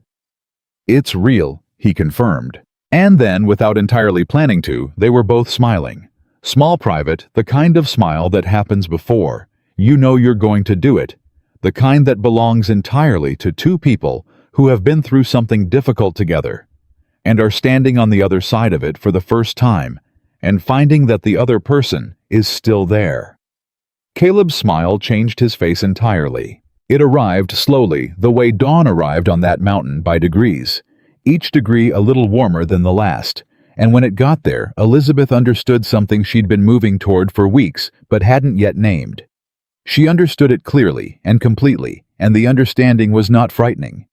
It was the opposite of frightening. It was the most solid thing she'd felt since she'd stepped onto this mountain with a small bag and a borrowed dress and a bolt she hadn't yet been given the key to. She had arrived here with nothing left, and somewhere between the dried wildflowers and the morning coffee and the side-by-side evenings and the documents spread on the kitchen table and the 4 words "you're good at this" and the 2 words that held everything all right, she had found something she hadn't known she was looking for. Not rescue, not safety exactly. Something more durable than both. She had found a person who saw her, who watched her do difficult things and moved closer instead of pulling back. Who built walls out of grief and then slowly, quietly, without making a ceremony of it, had started leaving the door open. And she understood, standing in that kitchen with Fletcher's letter in her hands and Caleb's first real smile, still in the room, that the life she'd thought was over. The morning they buried her father had not ended at all. It had simply taken a road she hadn't been able to see from where she was standing. And that road had brought her here. To this mountain, to this house, to this man, to this fight, which was also, she realized, the first fight in her life that was entirely and unambiguously hers. She pressed the letter flat on the table and smoothed it with both hands. "Let's get to work," she said. And Caleb Whitmore, who had lived alone on this mountain for 6 years, with grief in every wall and silence in every room, said without hesitation, "Yes." The documentation package left for Cheyenne on a Monday morning with a courier. Caleb trusted a man named Abe Tilson, who had been carrying mail and legal papers across the territory for 15 years, and had the particular reputation of a man who delivered things, or died trying. Elizabeth stood on the porch and watched the rider disappear down the mountain road, and felt the particular hollow feeling that comes after weeks of intense preparation when the work is finally out of your hands. You spend so long building something, organizing it, shoring it up from every angle, and then you hand it to someone else, and there is nothing left to do but wait, and the waiting is harder than anything that came before, because there is no action available to fill the space. Caleb came to stand beside her. "Fletcher will have it by Wednesday," he said, and then we wait for the commissioner's office to respond." He paused. "Could be a week, could be 3. She nodded. She already knew this. She was not asking for information. She was doing what people do when they need to hear a steadying voice confirm the shape of things. He seemed to understand that because he didn't elaborate and didn't pull away. He simply stayed where he was, shoulder to shoulder with her on the porch, until she turned to go back inside. The waiting turned out to be 11 days. In those 11 days, Greer made his next move. It came not as another wire, not as another visit from Phelps, but as something more indirect and therefore more insidious, a rumor. The kind that starts in one place and arrives in another, already transformed, already multiplied, already wearing the face of something everyone has heard from someone else, and therefore no one can be held accountable for. Elizabeth learned of it from the most unexpected source. On the 5th day of waiting, a woman named Dorothea Hale rode up to the ranch alone, which was unusual enough to bring Caleb out of the barn when he heard the hoofbeats. Dorothea Hale was the wife of a cattle rancher, 2 valleys over, a woman of about 50, with sharp eyes and a directness that Elizabeth had encountered exactly once before at the general store in Red Hollow 6 weeks earlier, when Mrs. Hale had been one of the few people in town to greet her without the particular mixture of pity and avoidance that most people offered the girl who'd been sent up to the mountain. Elizabeth met her at the gate. "Mrs. Hale." "Mrs. Whitmore." Dorothea dismounted with the efficiency of a woman who'd been riding horses since before she could read. "I've got something to tell you, and I debated telling it for 3 days before I decided you had a right to know." Caleb had come up behind Elizabeth. Dorothea looked at him. "Morning, Caleb?" "Dorothea," he said. She came straight to it, which Elizabeth already liked about her. "There's talk going around Red Hollow. Started about a week ago. The story being told is that your wife," she glanced at Elizabeth, "has been feeding false information to a Casper lawyer in order to get out of her marriage contract and take the ranch property for herself and her family." She paused. "The story also implies that she coerced you into the arrangement by manipulating certain documents." The silence that followed was absolute. Elizabeth felt the words land one by one with the particular impact of something specifically designed to hit where it would hurt most. She had spent 2 months proving she was not what people expected. She had spent 2 months building something real and documented and true, and Greer had found a way to pick up everything she'd built and turn it upside down, to take the evidence of her competence and reframe it as evidence of her deception. "That's what he's doing," she said quietly. Caleb's jaw had gone very tight. "Who's saying it?" "I can't point to a single person," Dorothea said. "That's the nature of it. It's everywhere and nowhere. But the shape of it, the details, it didn't come from the population of Red Hollow, Caleb. Ordinary gossip doesn't know the name of the Casper lawyer." "Greer," Caleb said, "or Phelps on his behalf." Dorothea looked between them. "I want you to know I don't believe a word of it. And I suspect most people with the sense God gave them won't either. But there are people in that town who'll believe what's convenient, and Greer has been a powerful man there for a long time." Elizabeth stood very still, running the calculation. She did this when she was frightened. She ran calculations. Instead of feeling the fear, sorted the problem into its components. Looked for the pieces she could move. It was not a perfect system. The fear was still there underneath, waiting. But it kept her upright while she figured out what came next. "He's trying to poison the well," she said, "before the commissioner's office responds. He wants to create a story about who I am before there's a legal outcome that proves what he is."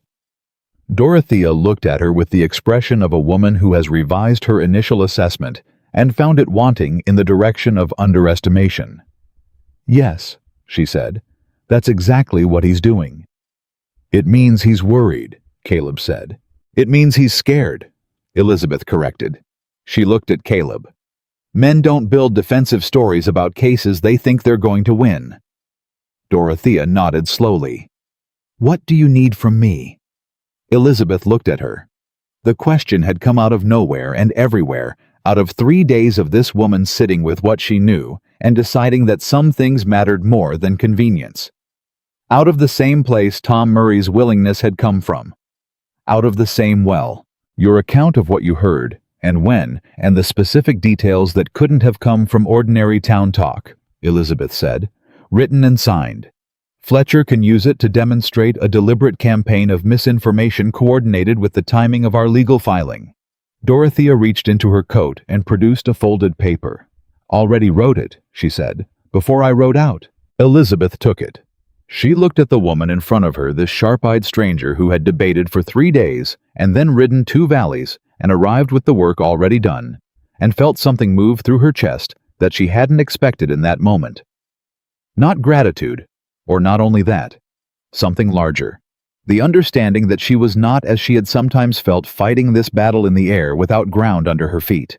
There were people who saw what was right and chose it. They weren't as loud as the other kind. They didn't tend to fill rooms. But they showed up one at a time with signed papers already in their coat pocket. "Thank you," Elizabeth said. Dorothea looked at her steadily. "Don't thank me. Win." She stayed for coffee and left an hour later, and Elizabeth watched her go the same way she'd watched Abe Tilson disappear down the mountain road 11 days ago, with the particular feeling of having been handed something important, and knowing you have to carry it carefully. She added Dorothea's statement to the file she was keeping. It was a thick file by now. The response from the Territorial Land Commissioner's office arrived on the 11th day in the form of a wire to Fletcher and a separate letter to Caleb, marked with the official seal of the Wyoming Territory. Caleb brought it in from the post in Red Hollow without opening it, set it on the kitchen table in front of Elizabeth, and sat down across from her. She looked at him. "Open it," he said. "You'll understand it faster than I will." She opened it. She read it twice. She set it down. "The Commissioner has opened a formal review," she said. "Based on the documentation we submitted, he's authorized a full audit of all land transactions in which Harlan Greer appears as a creditor or interested party for the past 7 years." She paused. "He's also issued a temporary hold on any property transfers, foreclosures, or debt collections involving Greer until the review is complete." Caleb sat very still. "That's bigger than what we asked for," he said. "Yes?" She looked up. Fletcher must have presented it in a way that... She thought about the careful, comprehensive letter she'd written, the categories of evidence, the documented pattern across 5 families. He had a lot to work with. What does it mean for the spring land? It means Greer can't touch it. Not while the review is active. She looked at the letter again. And if the review confirms what we've documented, the fraudulent claims go away. The original debt, my father's debt, the real number would need to be settled against the actual terms of the original agreement, not the altered ones. Caleb was quiet for a moment. So the marriage, the terms that justified the marriage were fraudulent, Elizabeth said carefully, which means legally the arrangement could be contested. She met his eyes. That's what the letter is saying between the lines. He held her gaze. Is that what you want? The question arrived without decoration or maneuvering. He asked it the same way he asked everything directly, with the weight of genuine wanting to know behind it, looking at her like her answer was the one that mattered. She thought about what she would have said 2 months ago standing in that church in the borrowed dress. She thought about what she would say now. No, she said. His expression didn't change, but something behind it shifted like a window somewhere in the house opening. No, she said again more firmly. I'm not contesting the marriage, Caleb. I'm contesting the fraud that was used to arrange it. She leaned forward slightly. Those are two different things. Yes? He said quietly. They are. What I want, she said, is Greer held accountable for what he did to my father, and to the Murrays, and to 3 other families who lost things they can't get back. What I want is the spring land protected. What I want is William to grow up knowing his father's debt wasn't what they told him it was. She stopped.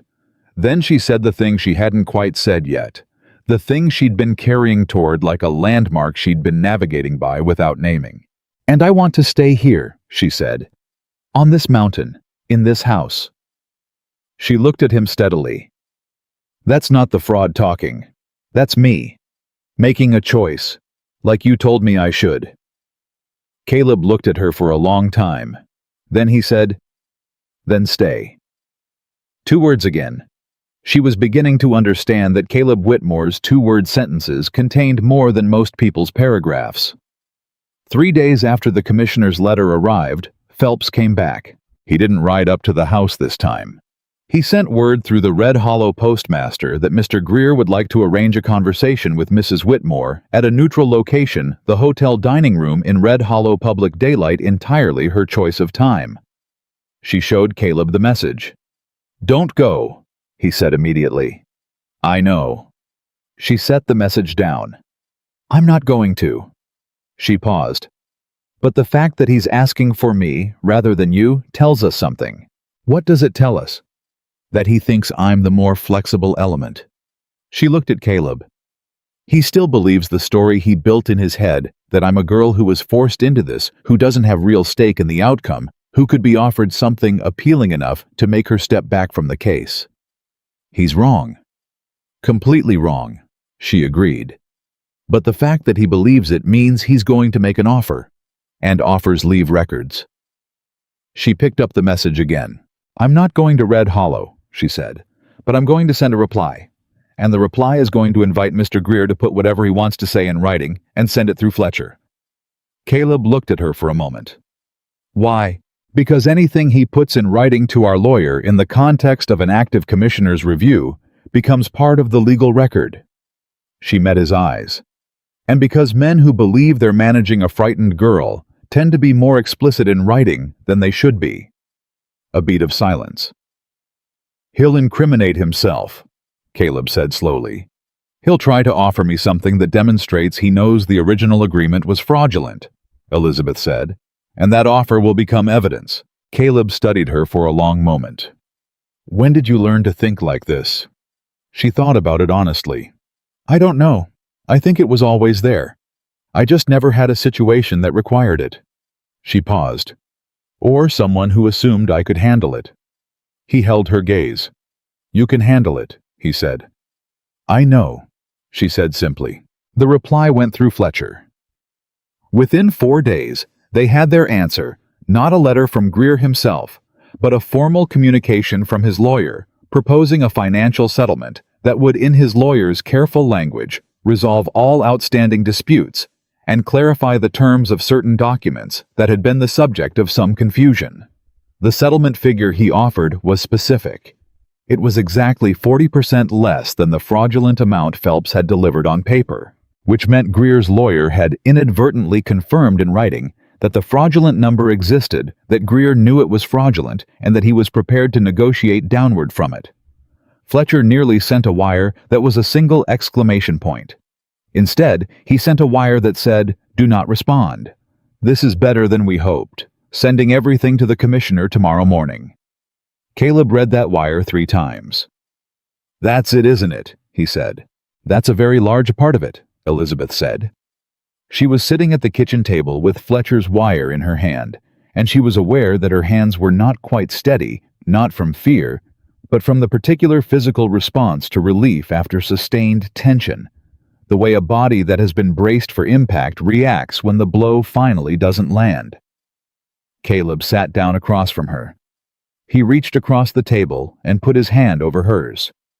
It was the first time he had touched her. Not a gesture made in passing, not an accidental contact. A deliberate, considered touch. His large, rough hand covering her unsteady one, stilling it. She looked at his hand. She turned her own over and held onto it. Neither of them said anything. The commissioner's formal findings arrived 5 weeks later, and by that point, the ranch had settled into a different kind of life than it had been before.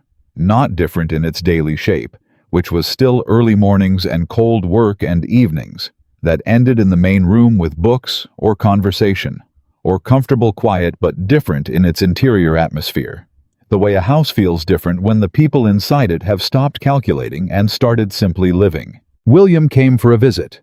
He arrived in early April, brought by Aunt Meredith, who had relented partially after receiving 6 weeks of Elizabeth's letters, describing the mountain and the ranch and the case in enough detail that even Meredith, who was constitutionally suspicious of situations that sounded better than expected, had to admit the girl seemed genuinely all right. William was taller than Elizabeth remembered. She stood at the gate, watching him climb down from the wagon, and thought, "This is what 2 months does. This is how fast it happens when you're not watching." And then he saw her and ran, and she held him, the way she'd held him at the cemetery, like something she'd been afraid of losing. "You're okay," he said into her shoulder. "I'm okay," she said. He pulled back and looked at her with 11-year-old seriousness. "You actually look okay. Not pretend okay. Actually okay." "Is there a difference?" she asked. "Yes," he said firmly. "I know all your pretend okays." She laughed. Caleb was introduced with the careful measuring evaluation that only a younger sibling can perform the inventory taken by someone whose primary job is to determine whether this person is adequate to the task of their sister. He submitted to it with the same patience he brought to everything, answering William's direct questions without deflection and not talking down to him. And by the second morning, William had decided, apparently without announcing it, that Caleb Whitmore was acceptable. A verdict he communicated primarily by showing up at Caleb's elbow in the barn and asking to learn things. Elizabeth watched from the barn door as Caleb showed William how to check a horse's shoe for wear. She watched Caleb's hands, those large, careful hands, guiding an 11-year-old's smaller ones through the motion, patient and precise, without impatience, without condescension. She thought about the wall he'd built, the grief in every plank, the years of living inside it. She thought about how it looked from outside now. Aunt Meredith found her standing there and came to stand beside her, and for a moment they just watched. "He's good with the boy," Meredith said. "He's good with things that need patience," Elizabeth said. Meredith was quiet for a moment. "You're not unhappy here." "No," Elizabeth said. "I thought you might be. I thought—" Meredith stopped. "I sent you up that mountain not knowing if it was the right thing. I've thought about it every week since." Elizabeth looked at her aunt, at the lines around her eyes and the set of her mouth that was trying very hard to be neutral and not quite managing it. "It was the right thing," Elizabeth said. "Not for the reasons you thought, not for the reasons anyone thought." She looked back at the barn at William, asking Caleb something, and Caleb answering with 3 words and a demonstration. "But right." Meredith exhaled slowly. "Your father would be—" She stopped again. "He would be relieved," she said finally. "That's the right word. He worried about you in ways he couldn't always say." "I know," Elizabeth said. "He knew you were more capable than circumstances allowed," Meredith said quietly. He just never managed to create the circumstances. I think he knew that. Elizabeth held that for a moment. She thought about her father, the careless good man, who hadn't read his papers carefully enough and had signed away more than he knew. She thought about the debt that had sent her up a mountain and into a life she hadn't chosen and couldn't have imagined. She thought about the strange arithmetic of consequence, the way one man's failure can become another person's improbable path forward. "He gave me this," she said, surprising herself with it. Not the way he intended, but he did. Meredith put her hand briefly on Elizabeth's arm, which was the most physical affection she had ever shown in Elizabeth's memory, and then said nothing more, and they stood there together, watching a man who had spent 6 years building walls teach a boy how to care for something fragile. The commissioner's formal findings came in an April envelope with the territorial seal. Harlan Greer was found to have engaged in systematic alteration of debt documentation across 11 separate transactions spanning 7 years. The review had found more than they'd submitted. More families, more altered documents, one instance, that rose to the level of criminal fraud, significant enough to be referred to federal authorities. The Murray's land was to be returned. All of Greer's outstanding debt collections in the territory were voided, pending further review. The debt attributed to Thomas Carter, Elizabeth's father, was found to have been fraudulently inflated. The original figure, the real figure, had been settled by the terms of the marriage arrangement itself. The debt was cleared. Elizabeth read the entire document at the kitchen table, with Caleb sitting beside her, not across from her.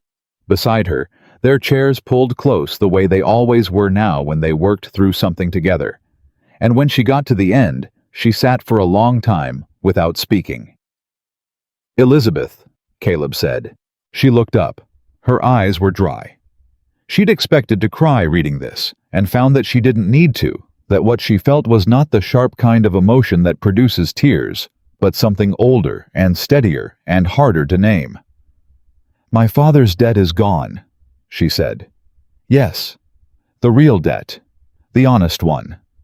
She looked back at the document. "It was settled the day I walked into that church." "Yes," Caleb said again. She thought about Thomas Carter, who had signed papers he didn't understand and left his daughter to pay the cost. She thought about how angry she had been standing at his grave. She thought about how that anger had changed shape over the past months, not disappeared but transformed into something more complicated and more honest, the way feelings do when you've had time to sit with them past the first raw version. Her father had made a mistake, a serious one with consequences that had changed the course of her life, and those consequences had brought her here. She was not glad he was gone. She was not grateful for the pain of it, but she could see the thread, the strange, improbable, painful thread, and she could hold it without the thread holding her. "I want to write to William," she said. Caleb was already getting up for paper. That evening after supper, after William had gone to bed in the spare room where the Murrays had slept, and after Aunt Meredith had retired with her book and her characteristic economy of sentiment, Elizabeth found Caleb on the porch. The air was cold, still the mountain kind of cold that lingered into April, and she pulled her coat tighter and came to stand beside him. He didn't look at her. He was looking at the mountain, or at the sky above it, the particular Wyoming sky that was the same dark she'd learned to love, sharp with stars, in a way valley skies never managed. "What are you thinking about?" she asked. He was quiet for a moment. "Anna," he said. She waited. "I think about her sometimes when things change," he said. "Big things. I think about what she'd say." He paused. "She would have liked you." Elizabeth felt those words arrive somewhere important. "You don't have to tell me things like that," she said. "I know," he said. "I want to." He turned and looked at her, then directly in the way he looked at her when he was done being careful and had decided to just say the thing. "She'd have said you waited long enough, Caleb. Find someone worth the waiting." He paused.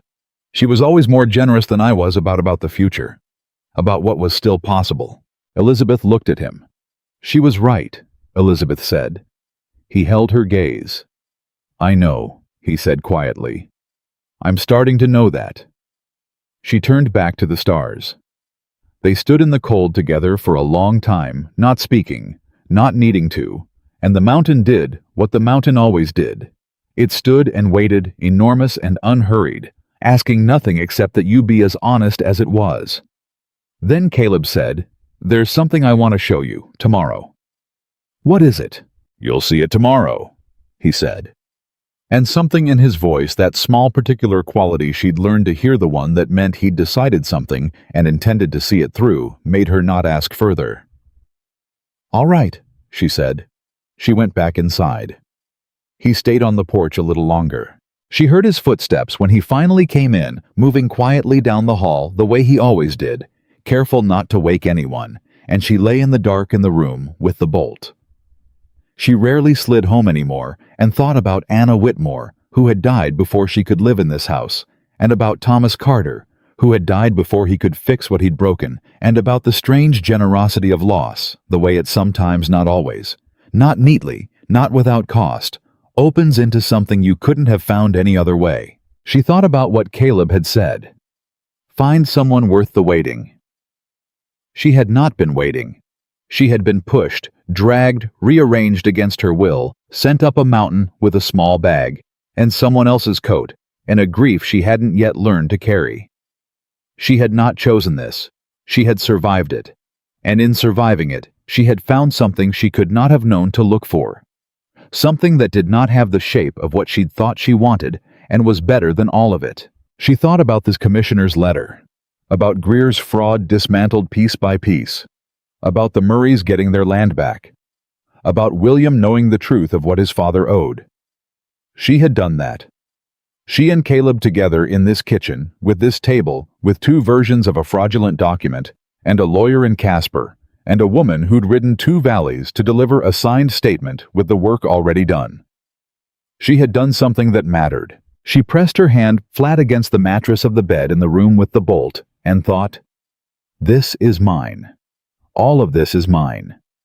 Not because of what was done to me, because of what I chose to do with it." Sleep came slowly and then completely. The deep, certain sleep of a person who has put something down that they've been carrying for a long time and discovered that their arms, finally empty, are lighter than they remembered. Tomorrow he would show her something. She didn't know what it was, but she had learned in 4 months on this mountain that when Caleb Whitmore said he wanted to show you something, it was never what you expected. And it was always worth seeing.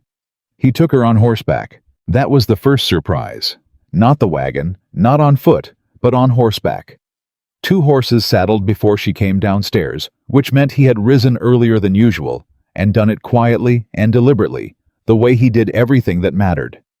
When she came out to the porch with her coffee still in hand, and saw them standing ready, she looked at him with the question she'd learned not to put into words until necessary. "Leave the coffee," he said. "We'll be a while." She left the coffee. William was still asleep. Aunt Meredith, who had extended her visit by 3 days without quite explaining why, was in the kitchen with a book, and waved them off with the brisk efficiency of a woman who had decided she approved of something and didn't need to make a production of it. They rode north. The trail went up, always up on this mountain, everything climbing toward something, and Elizabeth rode beside Caleb through the pine and the cold April air, and she didn't ask where they were going, because she understood by now that some things arrived better without anticipation. She'd learned that from him gradually, the way she'd learned everything about him, by watching what he did rather than what he said, by following the language of careful gestures and precise actions that was his most honest form of speech. After about 40 minutes, the trail leveled and the trees opened, and they came out into a valley she hadn't known existed. She pulled her horse to a stop without thinking. It was small, a natural hollow in the mountain protected on 3 sides by the rise of the slope open to the south, where the light fell clean and good. A creek ran through it from somewhere above, steady and cold, the kind of water that hadn't changed direction in 100 years, and didn't intend to. The grass was just beginning the pale early green of a Wyoming April, and the whole of it had the quality of a place that had been kept secret not through any effort, but simply through geography, through being exactly far enough from everywhere, that only someone who already knew it could find it. In the center of the valley, partly built, stood the frame of a small structure. Not a barn, not a storage building, something with windows, real windows positioned for light, two of them facing south, where the light was best. Something with a porch, the bones of it already there. Something with a specific interior intention. She could read in its bones, even unfinished, a single large room and what appeared to be a small attached space off the back. Elizabeth sat on her horse and looked at it for a long time. Then she looked at Caleb. He was watching her with the expression she'd come to know as his most unguarded, the one that showed up when he'd done something he couldn't explain by pointing to practicality and had decided to stop pretending he could. "How long have you been building this?" she said. "Started the frame in February," he said, "the week after Phelps came." She turned back to the structure. February. She'd been on the mountain 3 weeks when he'd started. 3 weeks, and he had come up here. She thought of the afternoons when he'd been gone longer than expected, the evenings when he came in with sawdust on his coat that she'd noticed and not commented on and had begun to build something. Before the fraud case, before Fletcher, before Murray and Dorothea Hale and the commissioner's letter. Before all of it. In the very beginning, when she was still a stranger in his house and he was still a man she was learning to not be afraid of. "Why?" she said. He was quiet for a moment. He dismounted and tied his horse, and she did the same, and they walked toward the frame together in the short April grass. "You told me once you missed having flowers around," he said. "That was one thing." He paused. "And I watched you in the library room. The way you were in there, it was the only room in the house where you looked completely like yourself. No," he searched for the word. "No calculating, no measuring. Just you and the books and the quiet." She was watching his face. "I wanted to build you a room like that," he said. "But yours, not mine, not Anna's. Something I built for you, knowing who you are." He looked at the frame. "The desk goes there under the south window. The shelves along that wall, long ones, more than you'd need for what you have now, because you'll need more eventually." He looked at her. "There's a sewing room off the back. You mentioned once that you used to sew before things got hard. I thought you might want the option again." Elizabeth looked in the south window, at the wall where the shelves would go. "You remembered that," she said. "I remember most things you say," he said, simply without decoration. She turned to look at him fully, and he was already looking at her. And she thought about the first morning in that kitchen, the second coffee cup that was always ready, the envelope and ink left silently on the table, the dried wildflowers in the jar. And she understood that this was all the same gesture, the same long, patient, inarticulate gesture that a man like Caleb Whitmore made, instead of speeches the vocabulary of someone who showed what they meant, because the words never quite got there first. "I know you didn't choose this," he said. His voice had gone careful the way it went when he was saying something he'd been holding for a while. "I know you came here because there wasn't another way. I know the first night you slid that bolt home, and I didn't blame you for it, not for a single minute." He stopped. "But somewhere in these months, and I'm not asking you to account for when or how, somewhere in all of it, this stopped being something you were enduring and became something you were building." He looked at her. "I watched that happen. I watched you decide this place was worth fighting for. And His jaw worked. "I wanted you to have something that made it clear I saw that. That I know what you gave and what you chose and what you made out of what you were handed." He reached into his coat. He produced a small iron key on a simple ring, and he held it out to her. "The door will be on the inside," he said. "Like before. The lock on your side." He met her eyes. "You should always have a choice. That's not just for when you're frightened. That's for always. That room is yours. Whatever we are, whatever this is, that room belongs to you, and you can lock it, and no one comes in without your say." She looked at the key. She looked at the frame with its south windows, and its shelf wall, and its small sewing room off the back. She looked at the man standing in front of her with the key in his outstretched hand, and 6 years of grief in his bones, and a patience so deep It had built a room before she'd given him any reason to think she'd stay. She took the key. Then she stepped forward and put her arms around him, and she felt the moment of surprise move through him. The brief stillness of a man who didn't expect this, whose body had forgotten what it felt like to be held, and then his arms came up and around her, and he held her back carefully at first, and then, with the certainty of something, he'd decided to stop resisting. Neither of them said anything. The creek ran, and the mountain held them, and the frame of the little building stood in the April light, like a promise someone had been keeping for months without saying so. When she stepped back, she didn't wipe her eyes. She wasn't embarrassed by what was there. "It's the most anyone has ever given me," she said. His voice, when he spoke, was not entirely steady. "It's not finished yet." "I know," she said. "I want to help finish it." He looked at her for a moment. "I was hoping you'd say that," he said. They rode back down the mountain in the late morning, with the light going warm and the cold retreating toward the shade, and something had rearranged itself between them.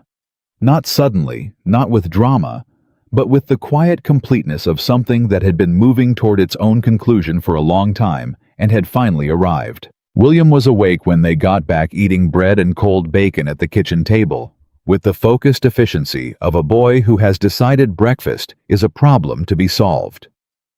He looked up when they came in, looked at Elizabeth's face, looked at Caleb's, and with the particular perception of a child who has spent his life reading the emotional temperature of rooms, said nothing except, "There's coffee still warm." "Thank you, William," Elizabeth said. Caleb poured 2 cups and set one in front of her and sat down, and William looked between them again and went back to his bread with the satisfied expression of someone who has received a piece of information they were waiting for and have filed it appropriately. Aunt Meredith appeared in the doorway, looked at the 3 of them at the table and said, "Well," in the tone that meant she had also received a piece of information and was choosing not to make a scene of it. Then she sat down and asked Caleb about the water line, which had frozen twice in February, and the conversation became practical and ordinary and exactly right. The last day of the visit arrived with the particular weight that last days have not. Sad exactly, but full. The way something is full, when you know it's almost done. Elizabeth walked William to the wagon, while Caleb brought his horse around, and Meredith settled in with her bags and her characteristic no-fuss efficiency. William stopped at the wagon and turned to look at her. He was taller, she thought again. He would be taller than their father. He had their mother's eyes, which she hadn't thought about in a long time. "You're going to be okay," he said. "Actually okay. I mean it." "I know," she said. "He's good," William said with the judicial certainty of 11. "He's quiet, but he's good. You can tell the difference." "You can," she agreed. He looked at her seriously. "I'm going to work hard. Like I said, I'm going to learn everything about farming, and I'm going to pay back—" "William," she said gently. He stopped. "It's paid," she said. "It's done. The debt is gone. Your father's name is clean." She watched his face as that landed, watched him process it, the way children process large things without the complicated machinery adults bring to it just straight through. "You don't owe anyone anything. You just have to grow up and be yourself. That's enough. That's more than enough." His chin moved. He didn't cry. He pressed his mouth together and breathed through his nose and nodded once with the determination of a boy who has decided crying is for other people while simultaneously being very close to it. "Right every week," he said. "Every week," she said. "And you'll come again in summer. We'll have more of the ranch for you to learn." He nodded again. Then he grabbed her around the middle one more time, and she held him hard and breathed him in, and she thought, "This is the thing. This is the thing I was protecting." And I did it. We did it. And for the first time since the morning she'd stood at her father's grave, she felt that the score had been settled in the only way that actually mattered. Not through luck. Through work and clear thinking, and a man who'd ask the right question at the right moment. "What do you want to do?" She'd wanted to do this, and she had. The wagon pulled away, and she stood at the gate and watched it go down the mountain road, and Caleb came to stand beside her, the way he had that first morning, after the courier left shoulder to shoulder, not touching, not needing to. "He'll be all right," Caleb said. "He'll be more than all right," she said. They went back inside. Summer came to the mountain with a generosity that took Elizabeth by surprise. She had expected the Wyoming high country to be grudging about warmth, to offer it briefly, and take it back without warning. But the mountain summer was wide and bright and full, the meadows deep with grass, the pines throwing long, cool shadows over the work of the day. They finished the little building in June. It took 4 weekends and a good deal of cheerful argument about the precise height of the shelves and the placement of the south window's curtain rail. And Caleb bore all of it with the patience of a man who had decided an argument about curtain rails was among the finest things life had recently offered him. The desk went under the south window as planned. The shelves filled the long wall. The sewing room off of the back had a window of its own, and a good light, and a cedar chest that smelled like something old and careful and kept. Elizabeth stood in the finished room on a Sunday afternoon in late June and turned slowly in the center of it, and felt the particular quality of a space that has been built for you by someone who paid attention not just to what you said you needed, but to what you reached for when you thought no one was watching. Caleb stood in the doorway. "Well," he said. "It's perfect," she said. "It's not perfect," he said. "The north shelf is 3 inches higher than it should be." "It's perfect," she said firmly. He looked at the north shelf with a critical eye that she recognized as covering something else entirely. "If you say so." She crossed the room and stood in front of him. "Thank you," she said. "Not just for this, for all of it." He looked down at her. "You did most of it. The legal work," she said. "Not this. This was yours." She looked around the room. "This took someone paying attention. That was you." He was quiet for a moment. Then he said in the voice that he used for things he'd been carrying a while, "I want to ask you something." She waited. "We were married in a church in February because of a fraud," he said. "And that marriage is legally sound. It always was. The fraud was in the arrangement, not the ceremony. But I want to—" He stopped, tried again. "I want you to have a day that was yours, a choice that was clear." He met her eyes. "I want to ask you properly, not as a debt settlement, not as anyone's arrangement, as myself asking you because I want to." Elizabeth's chest did something complicated and warm. "Caleb Whitmore," she said carefully. "Are you asking me to marry you again?" "I'm asking you." He said, "If you'd choose it, knowing what you know now, knowing me." He paused. "If you'd say yes to this, the way it should have been asked from the start." She looked at him for a long moment. She thought about the girl who had walked into that church in February in a borrowed dress with a small bag and a determination not to cry. She thought about everything that girl had carried and everything she'd found and everything she'd built in the months between that February morning and this June afternoon. She thought about what she knew now, about who he was, about what he'd built and why. About the photograph in the wooden box and the dried wildflowers and the way he'd said find someone worth the waiting about a woman who'd loved him honestly and wanted him to be happy. She thought about what it meant to choose something, really choose it with full knowledge and full heart in the clear light of a mountain summer, in a room built specifically for her by a man who had learned her language and spoken it back to her in pine and south-facing windows and shelf heights. "Yes," she said. Just the one word. But the way she said it, and the way his face changed when he heard it, a change so complete and so unguarded, that it was like watching the last of something fall away, the last of the long years of stone and silence and careful self-protection, simply dropping, leaving the man underneath clear and present, and entirely real, made it the most complete word she had ever said. He took her hands. He held them like something he'd been given and intended to keep. "Yes," she said again, because it was still true, and it felt good to say it, and this time she was smiling, and this time he was too. The full version, the one that changed his face entirely, the one she had been catching glimpses of for months, and now got to see all at once unhidden in the room he'd built for her on a June afternoon on a Wyoming mountain. The second wedding was smaller than the first. It was also by every measure that mattered larger.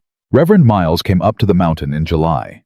The only guests were Tom Murray and his family Dorothea Hale, and her husband William, who had grown another half-inch since April and was fighting a losing battle against a grin for most of the morning, and Aunt Meredith, who had made the trip without being asked and spent the ceremony with her hands folded and her expression composed and her eyes distinctly brighter than usual.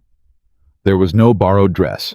Elizabeth had made her own over 3 Sundays in the little room off the back of the new building in a cotton the color of late summer prairie grass, practical and simple and exactly what she wanted. Caleb did not see it until she came down the porch steps to where he was waiting, and when she came down and he looked at her, he looked the way a man looks when something he'd almost stopped believing in arrives, complete and real and standing in front of him. He offered his arm. She took it. Reverend Miles said the same words as February technically, but nothing about them was the same. And when he got to the part where the question was asked, Elizabeth answered clearly without calculation, without the grim determination of a person doing what they must. She answered with the particular clarity of a person saying the thing they mean. The part that stayed with her afterward, the part she carried into the years that came after the part she told William about when he was grown, and asking questions, the part that sat in her chest like something permanent, was not the ceremony itself, but what came after, when everyone had eaten and talked, and the afternoon was going golden and late. She found Caleb standing alone at the fence that overlooked the lower meadow. She stood beside him. The light was doing what Wyoming light does in July, going warm and enormous and slow, stretching everything out, making the whole mountain look like something someone painted with patience and intention. "What are you thinking?" she asked. He was quiet for a moment. Not the evasive quiet, the full quiet, the kind that meant he was actually thinking and would tell her when he had it right.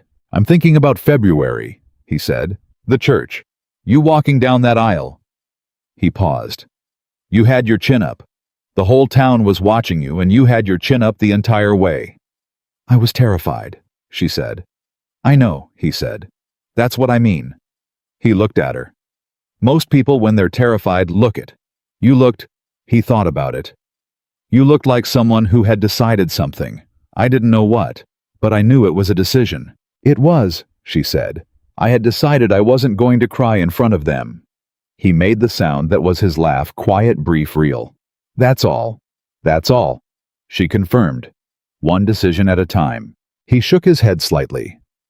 "I didn't know what we were going to be," he said. "Standing up there waiting for you. I'd agreed to the arrangement because—" He paused, and she heard him being honest the way he was always honest without ornamentation. "Because I was lonely. Not in a way I'd admitted, but I was.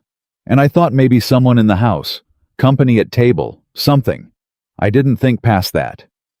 "What changed?" she asked. He looked at her. "You sat down across from me that first morning and you asked to help with the work, before you'd finished your breakfast, before you'd done anything except survive an impossible situation." He paused. "I looked at you, and I thought this woman is not here. She's in there somewhere fighting." Elizabeth said nothing. "I wanted to deserve that," he said. "Whatever it cost, I wanted to be worth what you were willing to put into it." She turned to face him fully. "You are," she said. He looked at her steadily. "You have been," she said, "since the morning I found the coffee already made and the cup waiting." He was quiet for another moment. Then he said, "I want you to know something." She waited. She was the first person who taught me what it meant to be known by someone," he said. "To have someone understand what you meant even when you couldn't say it. I thought it happened once, for some people. And then it was done." He paused. "I was wrong." Elizabeth felt the full weight of those words. "I know you," he said. "I know how you think and how you fight and what you reach for when things are hard and what makes you laugh when you're not expecting to and how your hands go still when you're reading something that matters to you." He held her gaze. "I know you, Elizabeth, and being known like that—" He stopped. "I didn't think I'd have it again." She reached up and put her hand against his face. He leaned into it the way Hazel had leaned into her hand in the barn, that first uncertain trust of a creature, learning that not everything that touches you intends to take something. "You have it," she said. He covered her hand with his. They stayed like that while the light went golden, and then amber, and the mountain held them without asking anything of them, without requiring that they be anything other than exactly what they were. It was enough. It was, in fact, everything. The years that followed were not simple. She would not have wanted them to be. Simple years belong to people who haven't been tested, and she had been tested and had discovered something about herself that she could not have known, without the test, that she was stronger than she had needed to be. Before that, the kind of strength she had was not brittle but flexible, the kind that could take pressure and distribute it and remain whole. Greer faced federal charges that autumn. The process was long and not without moments when it seemed it might fail. And during those moments, Elizabeth returned to the documents, to the evidence, to the patient, careful architecture of the case they had built. And she found the places where it could be shored up, and she shored them up. Fletcher said more than once that he had never had a client so useful. She took this as the high compliment it was intended to be. Greer was convicted in the winter of 1883 on 6 counts of document fraud and 2 of criminal conspiracy. The Murray's land was formally returned. 2 other families received settlements. The spring on Caleb's upper quarter remained exactly where it had always been in the ground that was now and would remain theirs. William came for the summer that year, and every summer after.